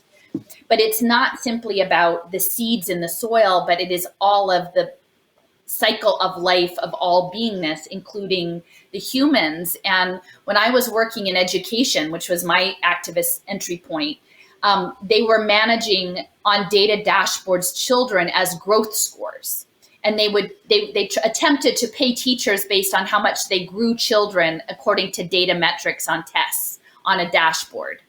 And people were very frustrated at the time. They said, this value added model that you're using, this is an agricultural equation. This is an equation where you're talking about improving commodity prices. Our children are not a commodity. And everyone thought it was such an aberration. But it wasn't, because they knew exactly that all of life they consider a tradable commodity that they can then bet on futures, manipulate, change the weather, change the food.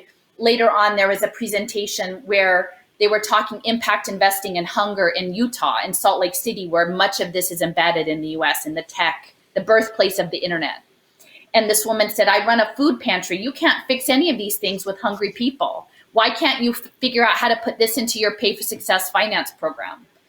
And the guy from the Federal Reserve, the central bank, said, well, we haven't figured the cost offset yet. We need to figure out like some reason, like economic benefit to feed poor kids that are hungry, but maybe test scores would do it.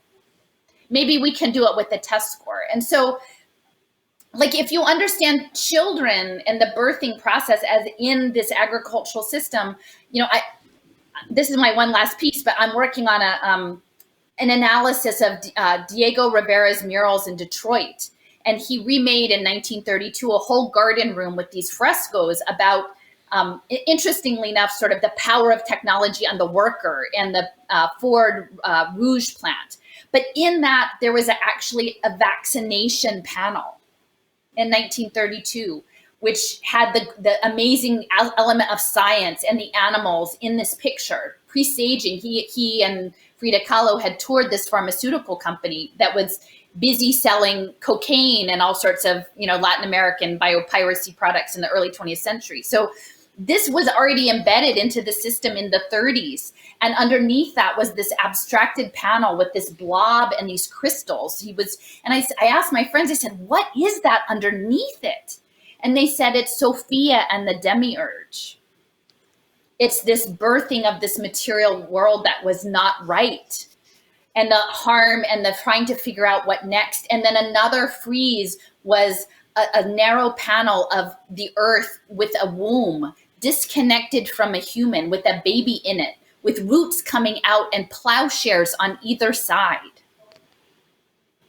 And above that, then, what were two women with harvests, but they weren't connected to that baby. They were physically separated in this. So I feel like this spell casting of Western science blends into all of this. But we have a secret power that if we can awaken it with the right story through your film, like you're doing that, right? Maybe you're not using all the same words that I use, but is that power that is the potential? We probably don't have time to open this new door, but what you just described, Alison, is the Luciferian revolution. It's the Luciferian rebellion. This is the Luciferian doctrine. And very few people understand what that is, and it's connected to Freemasonry, it's connected to the occult. You just described it in a very materialistic, mainstream way, which is perfect, and I believe that Rivera and Kahlo were Luciferians, were Freemasons, were prophets of this new world. But this is what we're going through exactly, and I often have these conversations with people. This is where the occult is very rarely discussed. But when you research it and when you understand it, you understand what's unfolding in front of us. It's in other words, like to make a long story very short. The Luciferian rebellion, the rebellion against God, against the sacred, against creation, is the genesis of Freemasonry, of the Kabbalah. And so, in other words, the belief of these occult cults or secret society, if we may, is that man is its own God and should recreate creation in its own image. So that's what we're going through.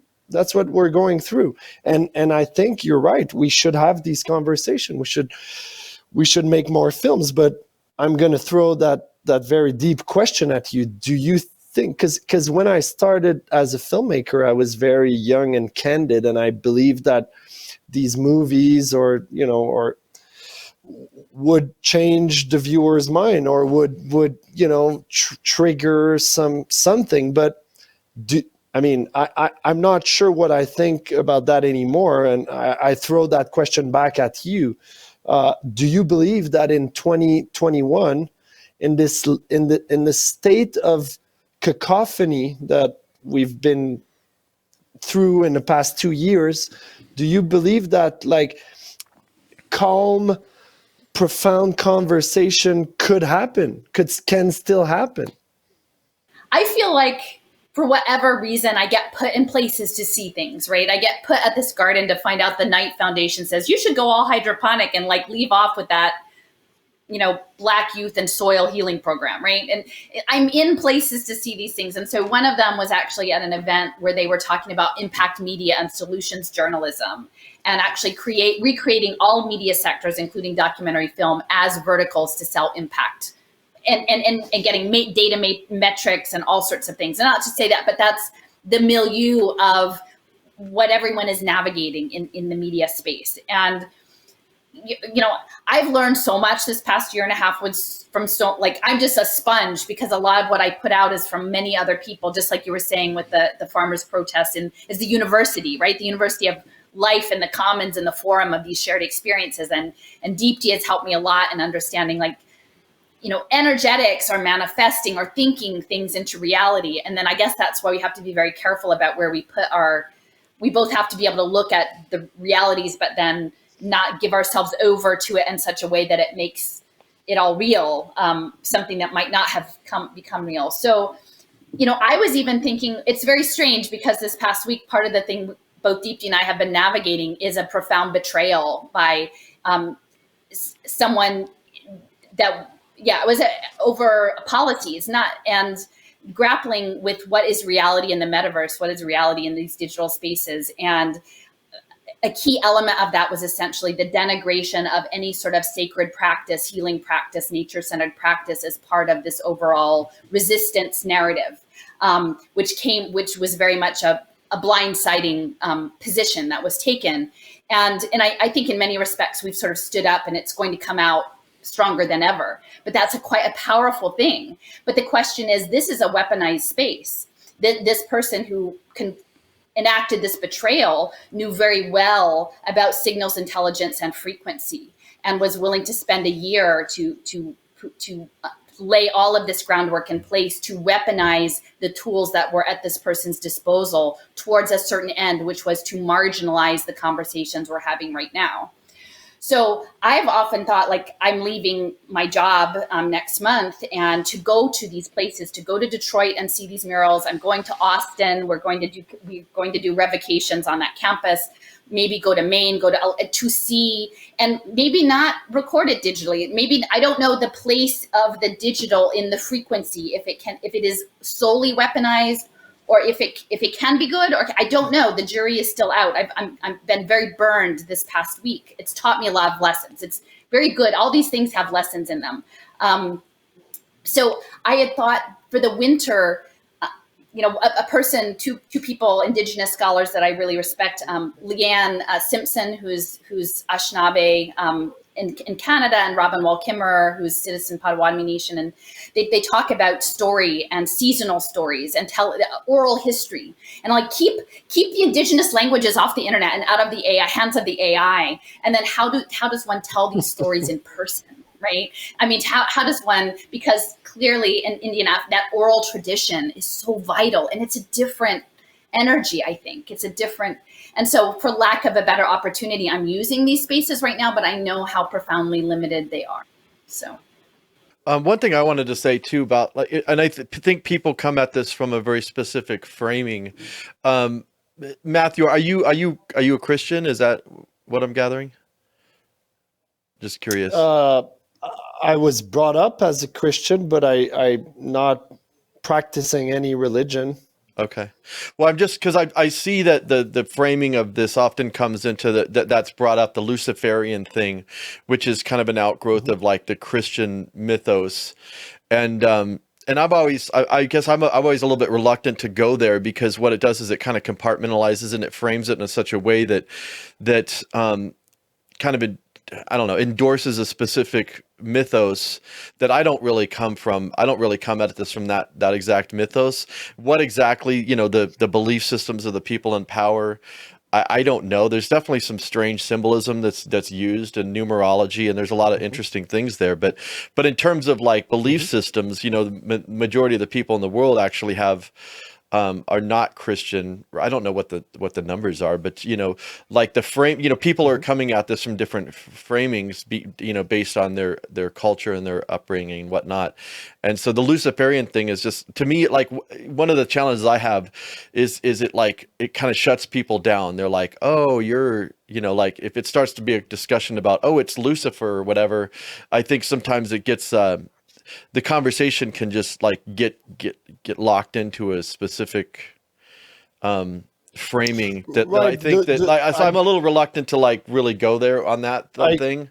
You know what I mean? I agree with you. I agree with you that the term Luciferian, framed in a Christian context, like might trigger that, but the thing is, that's where it comes from, right? I mean, it comes from the Christian mythos. Yes and no. Again, it's a very deep research, and the only reason I brought this up is because what I heard from Allison was exactly the same like world view that the Luciferian have, framed in another language, like in more material words. Right. But then again, as I said, it's a very big conversation. It's research that that in a lifetime we'll never be able to to get through all of that. But I didn't say that from a Christian perspective, not at all. I personally believe that most religions are man-made. They're technologies of control. If that's my humble opinion. They're all mind-controlled technologies. They're all cults to a certain level, and they're all deceiving. That's my very humble and very simple way of looking at them. That being said, I respect everyone who is religious and who there's a lot of good in each religion, and that's why people adhere to them. But no, I think the Luciferian, the rebellion against God and the sacred that I mentioned is rooted in many different texts. For sure. And they're not only religious. And my thought is like, I guess my point is, I think there's a way to say the same thing in a more in a broader way, like that's more specific about what's going on, because to me it's about domination and control, and I do believe in a sacred. I do believe that things are sacred. I don't have a container that I put my own thing into. Like I'm not Christian, or I don't follow any specific brand or whatever, but like I think there's a way to still say that actually will reach, that will connect with a much wider audience than I guess that was just my whole thing, and I apologize. I didn't really want to go off on this tangent, but because I really like. But I guess my point is, like, I think there's a way to, because there is something that's going on in the broader context. It's like there are individuals in this world who organize together to dominate and control other people and nature itself, and I think that's really what this is that we're dealing with. And if someone wants to call that Luciferian, or they want to call that something else, that's fine, but I want to like have that broader conversation, because if someone hears Luciferian, they're going to be like, oh, these are just a bunch of Christians. And I'm like, there's a whole large audience that I want to reach that don't think in those terms. I mean, we're limited. Language is such a limiting thing anyways. It's really difficult, especially cross culture, cross different cultures. And so anyways, so that's kind of what I wanted to say about that. Right, and words are loaded. Yeah. Words are loaded, and I agree with you that it triggers everyone. Like if you mention a word, like we'll all have a different, interpretation of it. I agree with you, but what you just described, Jason, you said, of course, there are certain people meeting and wanting to control nature and us. Isn't that the very definition of a conspiracy? Right, and that's a whole nother conversation. But of course, I mean, the powerful have always conspired with one another. That should be a no-brainer. And the fact that it's not is fascinating. Right. Allison, did you want to chime in? I mean, so I will just say, like in this space, like because what I often frame it as a predator energy, which comes from John Trudell, who is a leader of the American Indian movement. So to me, part of why they succeed is they put everybody in little bit of boxes, and they say, oh, you're that category and I'm not that, so I don't have to listen to you. And I'm like, if you zoom back and say there's a predator energy, to me, I feel like John Trudell was quite a prophetic voice in all of the stuff that is unfolding, not a sole one, but at least one that was based in the lands where I'm from. And so part of all of this, what is unfolding about using genetic engineering is not just genetic, but water, nanotechnology, biotechnology, synthetic biology, is to not just control mindset, but I think increasingly through both internally and externally through smart materials to harvest energetic systems. Piezoelectric energy harvest that is coming, that's going to be framed as these high-tech sustainable developments, which they're anything but actual green, but they will be creating these new markets, both for debt, to remake all the industries to do the sustainable, which is fake, nanotechnology systems. And so the microgrids that are coming online on blockchain will be all part of this. So our bodies will actually be the breakthrough green renewable energy. It will literally be like the Matrix. And so one of the things I had talked about with Deepti the other day is like in this idea of a predator energy is that perhaps there's this feeling of this ancient force that is both like antithetical to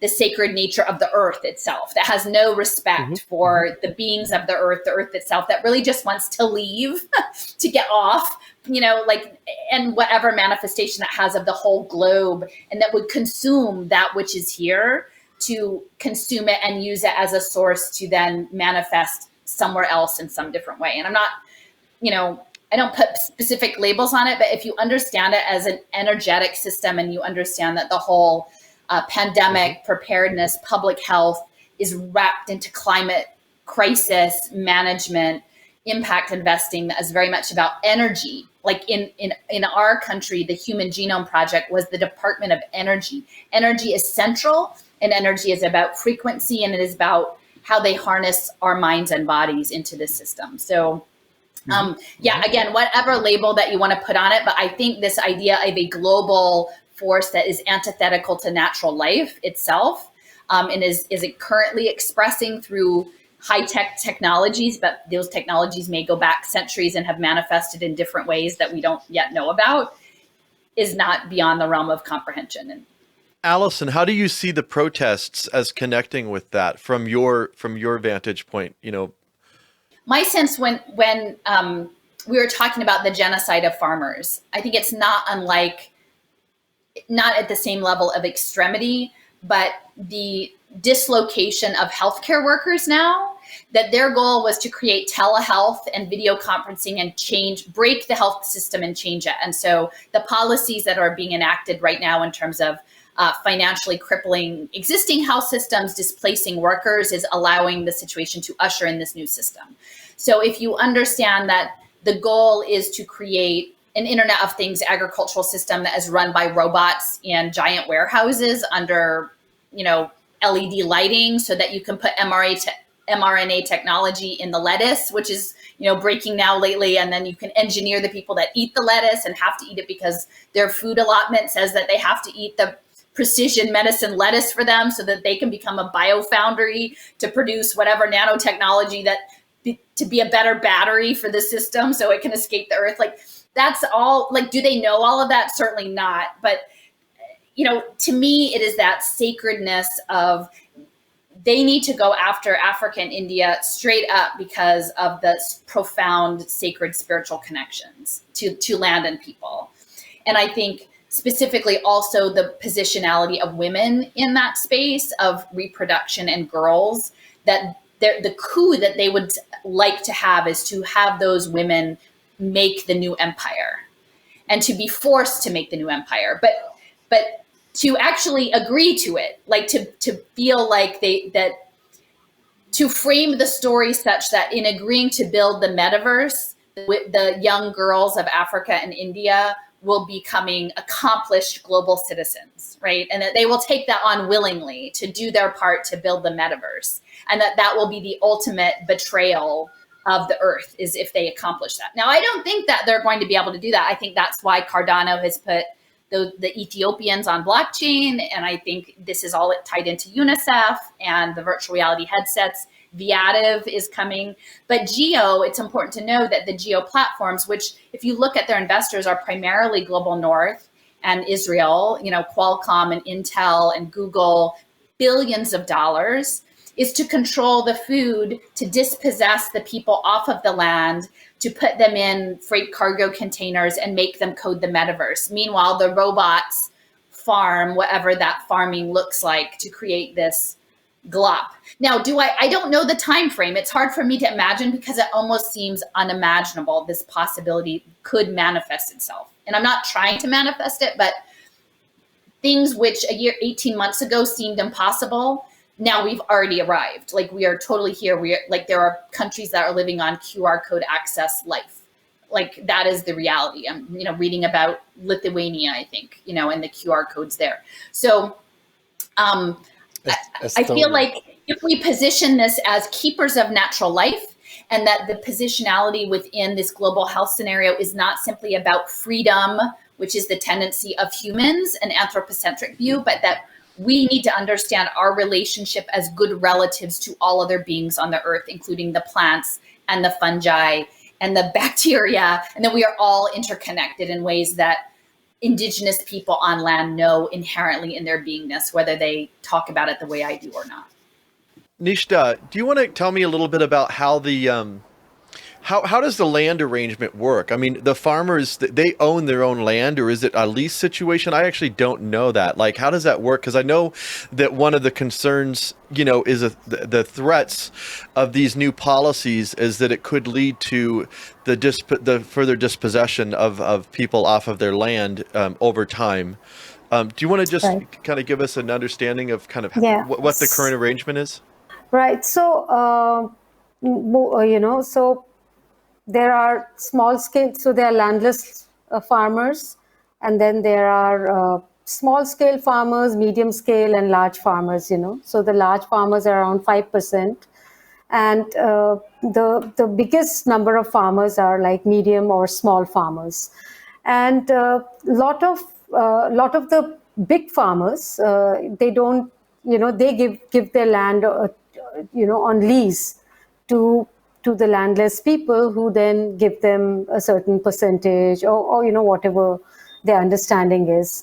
But so the people who are protesting here are largely, they are landed. I mean, they own their land, and most of them are since the majority are small scale and medium scale. Most of them are also using barely, some laborers, but they are working. They're working on their land. So they are directly connected to the land. And I just wanted to add to what Alison was saying, that if you talk to these farmers, and they very proudly, they'll say, we grow everything that we need except salt. So they are completely, they don't need. I mean, they are complete in, so even if it's a monocropping system, even if they're growing cash crops, what the farmers do is they take a little bit of their land and they grow everything that the family needs. So all the vegetables and lentils just for themselves, and the rest is for cash crops. So they need the cash crops too, right? So because that's where the income will come. And the problem in states like Haryana and Punjab is that because most industries were not allowed to come up in these areas because they were active, they were the food bowl, right? So they don't have any alternate. If they don't work on the land, which is also their business, they don't have an alternative source of employment or livelihood. So that is a huge problem in Haryana and Punjab, but not so much in other states. But the important thing is that these are the people actually who can subsist. They can. What they require is money for, say, education, clothes, etc., but not in terms of the basic requirement, that is food.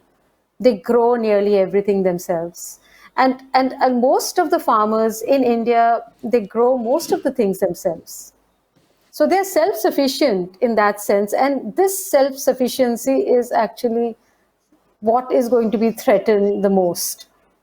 And because most people, and also now people are also questioning whether, when the Green Revolution came, whether the scarcity of food grains in India was created, artificially created, with the mindset that was created, so that this kind of packages of hybrid seeds, etc., could come in.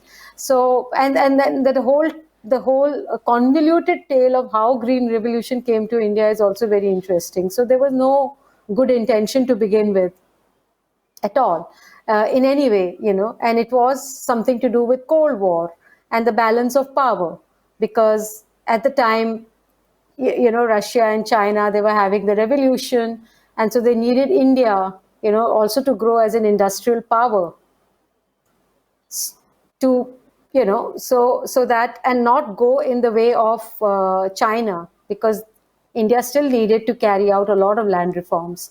So the whole package, the Green Revolution came in as not with the intention really that it always meant, but the entire machinery, from television to, the whole system was set up in place that everybody believed that, oh, this is good for us. And Can I the say just one quick thing? Yeah. Just on the Green Revolution, the motivations, what I had found out. So Rockefeller was behind most of the funding, but then later, once they got that underway, it was the Ford Foundation that brought it to India. Rockefeller didn't bring it to India. I believe it was the Ford Foundation. And Edsel Ford created the Ford Foundation, and he was the one that underwrote those murals, those Diego Rivera murals in the Detroit. So it's very interesting to think about that baby and the plowshares and that overall program, especially with vaccination and understanding the role of India and reproduction in that larger trajectory. So I just wanted to, because I never knew how the Green Revolution came, and you think Rockefeller, but it was Ford. It was the Fords that brought it. I mean, these connections are there. I think when we have we begin to see these connections, but actually they've been there, and we just kind of believed in this system, and now we are not believing because of what happened. Like nearly 300,000 farmers have committed suicide in the last 2 decades. So 17 people die of cancer in Punjab every day. I mean, the statistics are horrifying. So obviously, given the life that they're leading, they had to come to terms with the fact that this system that is sold to them was not what it was intended, and so they understand that system. But what has also happened meanwhile, because of the entire media, is that people have also lost their ancient wisdom. It has to be revived. All that ancient wisdom about plants and water, and how they understood it, the medicinal system, etc., that was lost over the years. And that itself, is another thing that is being that is a huge task to revive that information, which is, some of it is already gone. Well, it seems like the self-sufficiency thing is really big, because there was a documentary that I showed years ago called The Garden, and here in the States, in South Central, I'm gonna mute you, DP. In South Central Los Angeles, this community had there was like it was kind of like an industrial park with a bunch of warehouses and whatnot, and the government had purchased some of this property, and they had torn it down, and the community had rallied together and made this massive, gorgeous, amazing garden where they were like growing, and community members had their own, plots, and they were growing their own food, essentially making themselves sufficient. And then the original owner of the land came back and wanted to buy the land back, and the government was going to sell it to them, and ended up getting the land back. And then but the community themselves rallied around and raised the money in order to get the land back from him, for them to actually have it. And then he wouldn't sell it back to them, even though it was like this whole thing doesn't make any sense from a business standpoint, because they actually raised a great deal more than the land was actually even worth. They were willing to, in order to save their garden, they were willing to pay way above market value for this land. And the landowner would have actually, the guy that owned the land would have actually made a huge profit if he would have just sold the garden back. But he refused. And it's, if you get a chance, the documentary is called The Garden. But I think that's a really informative thing, because he went against making a profit in order to be able to tear down this garden.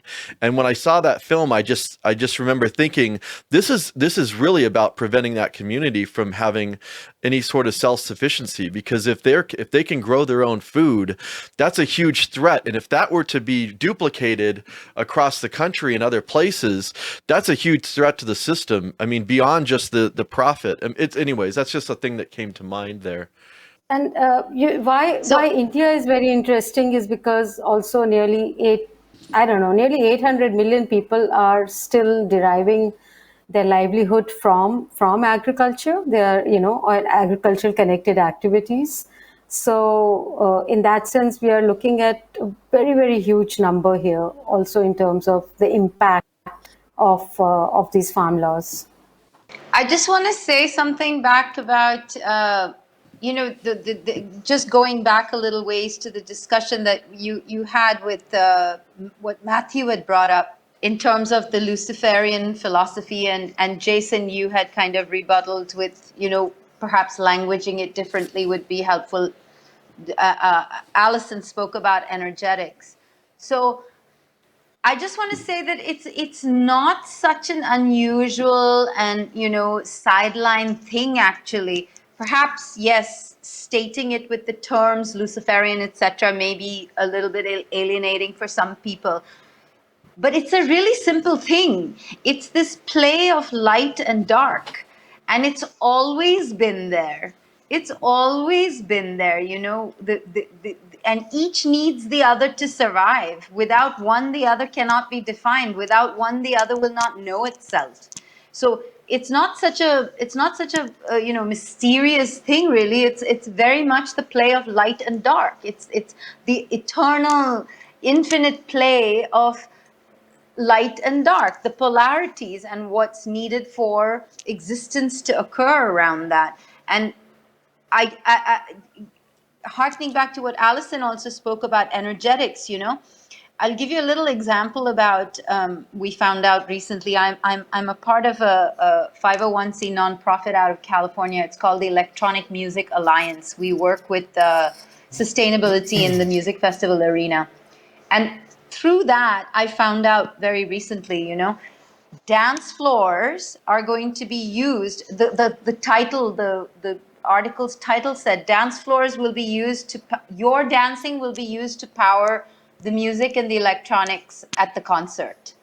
So what they were speaking about is actually piezoelectricity, right? So when the people are gathered in huge concerts and dancing, that dance floor and that movement is going to generate the electricity to power that concert and the music, etc., or generate battery power, right?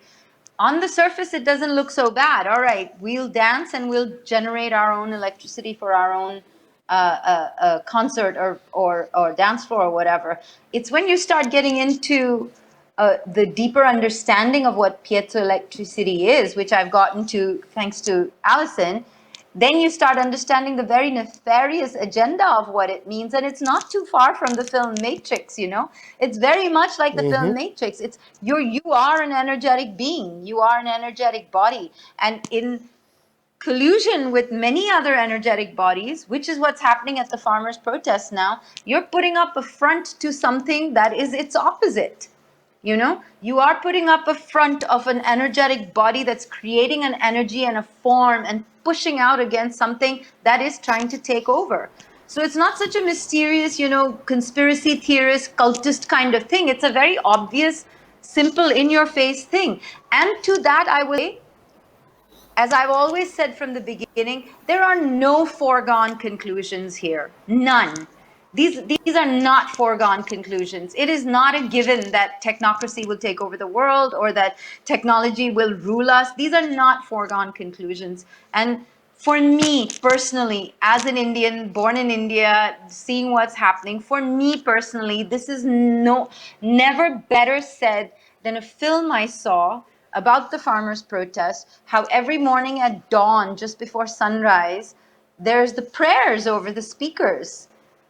You know, everybody comes to prayers. You will know, Nishtha, or you can verify this as well. It's a beautiful short film I saw. I put it up. It's again in the Civilian Air article, where you know the morning, the prayers that are done, and everybody participates. And within the prayers, when they're reading the prayers, there's this, the song has been built into it. Like this particular one I saw in Punjabi was saying, you know, there's the government is trying to do something very bad to us. Dear Lord, protect us, give us the strength and the courage to go forth and do the right thing, to save our food, to save our families, to save our lands. Bless us and give us the protection to do the right thing. This is what this particular reading was in the morning of the prayer. And again and again, I keep saying, don't discount these things, you know. In dealing with the material and dealing with the semantics of the material, we cannot discount these things, that prayer works, or that there are dark forces looking to take over, however you wish to word it. Do not discount these things, that prayer has immense power. The gathering of so many hundreds and thousands of people in prayer with the singular objective. It's going to be a year now. It's going to be a year now. They've not relented. It's And Nishtha said, it's become like a university. I think it should be for all of us in India to see what they've done, what a gathering of people in solidarity, in faith, in sacred obeisance to the earth and her processes can accomplish. I just wanted to add, you know, there is this concept in Sikhs, and it's called Chardi Kala, which means keeping your spirit rising. And that's a word very commonly used at the protests, you know. You ask them something, you ask the people, oh, so what are you going to do now? Or, you know, this has happened. How do you look at it? Is it going to go on for 3 more years or whatever? And you know, if to everything the answer is Chardi Kala, which means, you know, which means that, you know, we are going to just remain calm. We are going to remain calm, and we believe, you know, and so that is the spirit of the movement. And what is very interesting to me, and why I'm there, you know, personally, like, why should I also spend a year shooting this? And it is really inspired from this strength that comes from Chardi Kala, you know, this stoicism, and this very interesting mix of religious philosophy and, you know, mobilization. So this together, mobilization of people together, this is a potent mix. I mean, after all, these are the people who were sitting in Delhi as the COVID apocalypse was going on, and even then they did not put on their masks. You know, not many people died of COVID there. They died of other things. They died of heart attacks, they died of accidents, some committed suicide. But COVID did not take over, you know, as they were predicting, and there were hundreds of thousands of people. It was, you know, somehow COVID did not have the impact as it was having just right next door in Delhi, where people who hadn't even moved out of their homes for months were contracting COVID, but not these people sitting in open air. But I think partly, I mean, it was all, I think I would agree with Deepti, a certain kind of a belief has also a power that goes beyond it cannot be explained, but I experienced it over there, and that's what keeps me going back. And just to clarify, I wasn't really dismissing the ideas of the light and dark. I mean, I believe in those sorts of things, but I don't really have a container to put it into.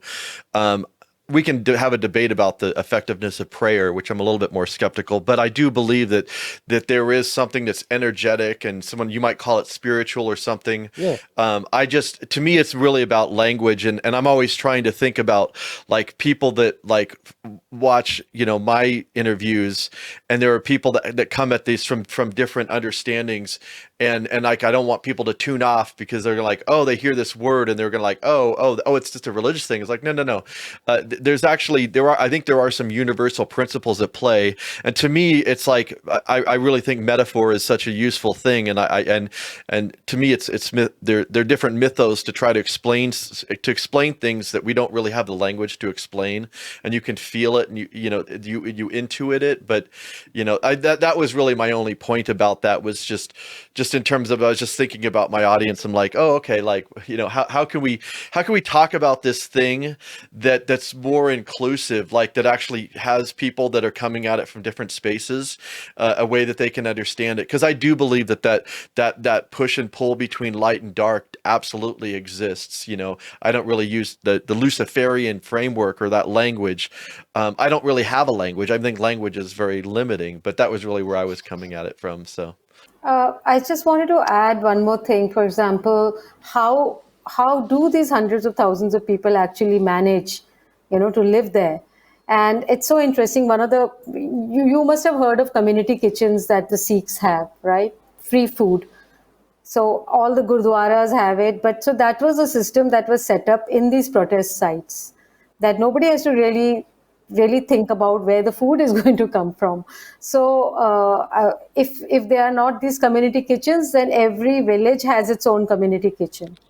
And so they'll be cooking for 20 to 50 people. So there'll be several community kitchens, or there'll be, at every kilometer, there'll be a big one for people who don't belong to a village. So a lot of poor people in the areas have been eating in these community kitchens for a year. And, otherwise they would have to struggle for their food. So everybody and anybody is also welcome to join the farmers in food. And that again comes from their philosophy and that is, Vanda Chakho. It's that you have to share the fruits of your labor. You work hard and share the fruits of your labor. So that has been part of the philosophy. And with that philosophy, they have come there and are able to do this. Otherwise, it would be difficult for them to, last for a year. It's been a year now. So, want to talk a little bit about your film? So maybe give us kind of an overview of what's the story that you're telling, and where do you hope to go with this? I mean, as of now, since I've decided that I'll only be filming for a year, and then maybe I can add, if I'm still finishing the film for another year, I could just add any updates. That is my decision now. It might change depending on how things, happen, because it's also something which is happening right now. It's not something that has happened. It's happening, and it's difficult to tell what is going to happen in the future. So as of now, I want to tell the story of a year of these people.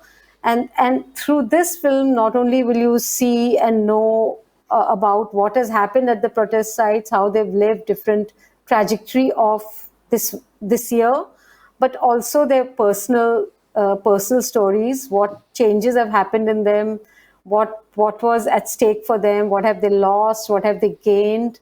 So for me, it's really this film which takes you much closer to understanding a farmer's life, then understanding the culture, and a bit of the political history as well as the history of the Green Revolution. So it's not going to be a film which is going to have a voiceover and explain all this, but through living with these people and conversations that we'll cull out, in a cinema verite kind of style, we'll understand, how all these policies have affected them. So that's how. But I think the next few months are very important for my film, because things are really changing at great speed right now. So the next few months, people also saying that they might take the farm laws back, they might withdraw. I don't know as yet, but there is a lot of pressure. So when you say things are changing, what do you mean by that? With the election in UP coming, and there have been certain political developments which could put pressure on the BJP government. That could change their decisions or something like that. But it's really difficult to tell. Right now, the farmers are focusing on the UP election. Election in one of the biggest state in India, which is called Uttar Pradesh. And so the farmers are canvassing there that the people do not vote for BJP. So, this kind of thing is also happening. Just to add to what Nishtha said, a couple of weeks ago, or just days ago, I can't even remember the date now anymore, but there was a gathering called a Mahapanchayat that was called together. And some people who were there estimate that there may have been more people at this Mahapanchayat than there were at the beginning of the protests even. So one of the things that I said about this talk was that I wanted to say that this has become much more than a protest. This is a movement, because it has transcended just being about the MSP, just being about the future, just being about the lands. It's transcended and become a much, much bigger. It's a movement, because it is now influencing politics. Also, it was never just about MSP. It was also about implementing the Swaminathan report, which actually it's really about the Swaminathan report, implementing it, because that would empower the farmer and, correct a lot of ills that are there in the system right now. So one of the biggest demand is that. Plus, these Mahapanchayats have been taking place throughout. So the Delhi, that they have continued, they have remained at the Delhi border, but a lot of huge activities are happening in the states surrounding Delhi. So these Mahapanchayats, which have sometimes 500,000 people, or 100,000 people, these have been continuously happening over the last 9 months.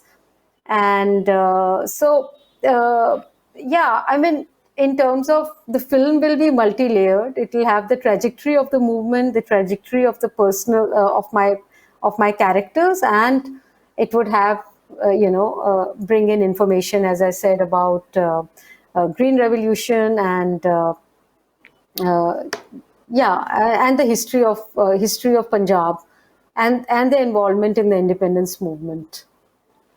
And if people want to support your film, how can they do that?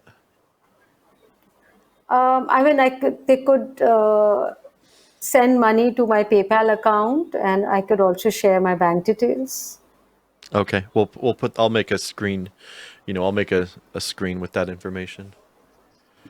Yeah, but I think to add to that, US, could I add to that, Nishtha, just to clarify that point, because that's an important question that Jason asked, is that Nishtha, as a filmmaker, she's applied, and as a producer of her own film, self-funded, she's applied for several grants. We've spoken about something like crowdfunding to continue to let her continue to do her work through November. But all of these are long-term processes, and she's trying to make it through November so that she's been there for a year of protest. So I'm going to do a total blatant, unabashed plug, Nishtha, if you don't mind, to say that we do need funding. So anybody who's watching this, inside India or outside India, if you can support this endeavor, it's a really important film that's going to come out of this. Nishtha is very modest in the kind of things that she says, but I'd encourage you to go to her website, which is nishthajainfilms.com, and see the work that she's done. See the work that she has done to bring her to this point, and the kind of personal commitment that made her leave her program and drop everything, land up in Delhi on November 26th, and literally give it everything that she's got to bring her to this moment. So if there is anybody who's watching this who can help for funding in order for her to finish her film, no amount is too small, and any amount is welcome. And yes, we'll be, Jason, thank you so much. Happy to include ways that you can, contribute to her funding. The reason we haven't done a straight up crowdfunding on the two resources available to us here, which is Indiegogo and I think Wishberry, is again because they take too long. We're almost to November, and there's many reasons that we've reached this point, that Nishtha has reached this point as she has with regards financing, not least to do with what it costs to what it takes to bring up financing for documentary films of this nature, and the fact that it is on the subject that it is. So, yeah.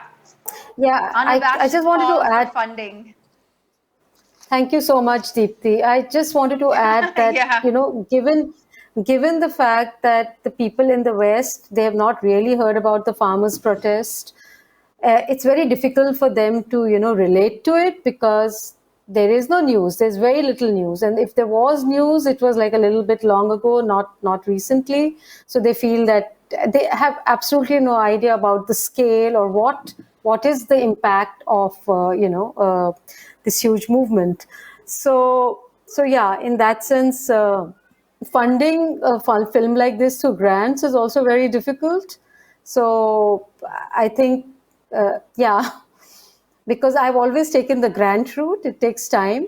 But this is the first time I jumped into it. And something what Deepthi earlier said, to me, why this film is important is also because it is one of the most important resistance movement happening in India right now. And if we don't win this, then it's going to be a dark period for us. So, I mean, I'm here making this film not just as a filmmaker, but also somebody who sort of deeply believes that in this. Yeah, thank you.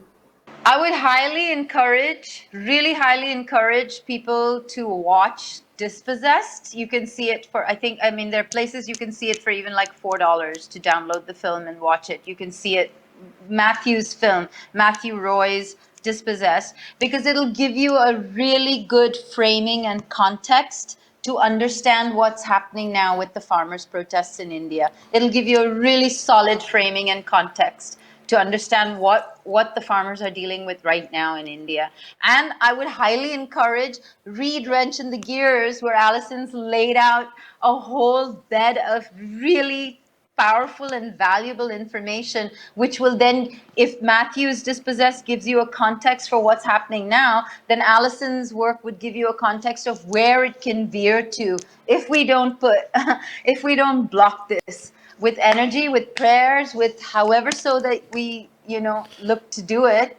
That's where we would be headed. And Matthew, do you want to, just for the audience, do you want to just give us kind of a quick overview of what Dispossessed is about? Yeah, Dispossessed is a doc essay that examines the fate of farmers worldwide, and more specifically the macroeconomic mechanism that impoverished them. The term dispossessed, I mean, I think that film title is actually really pertinent, because I think that is what's happening is there's a dispossession, and since all this started happening, the thing that kept coming to mind were the enclosure laws of England, and how, you know, the stated purpose wasn't necessarily the actual purpose. And this, of course, can be argued.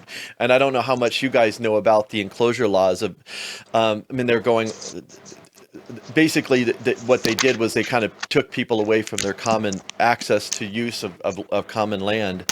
But I think that there's a parallel between what's happening in India in terms of these laws that, you know, purportedly are to do one thing, but might actually have an ulterior purpose. Would one of you like to speak on that? Yeah. So, and Jason, I'll just like briefly reference about the enclosures, because somebody that I think is a really interesting thinker around this issue, and I don't know where she is on the current situation, but Sylvia Federici's work on both the women and the commons, but she brings that analysis up into structural adjustment. So she comes from sort of a Marxist feminist frame, but I think it's quite, I found that her teachings are very interesting. And I think also the role of, you know, women in families and land is key. And then removal from people of land and then making them dependents on industry and the state for their means of survival. It goes back centuries. And this is just this newest manifestation. Before we go, does anybody have any final thoughts? I just want to say thank you, Jason, for providing this forum. I think, you know, I've often said, like, it's scrappy moms against AI, like maybe it's scrappy farmers against AI, you know? And, you know, I just appreciate having this space to connect with like-minded thinkers and people who are doing important work. This collaboration is pretty amazing. So thank you all. I just want to thank Deepti for really, you know, for organizing this. It's just amazing also to meet you guys. Let's hope people respond to this call.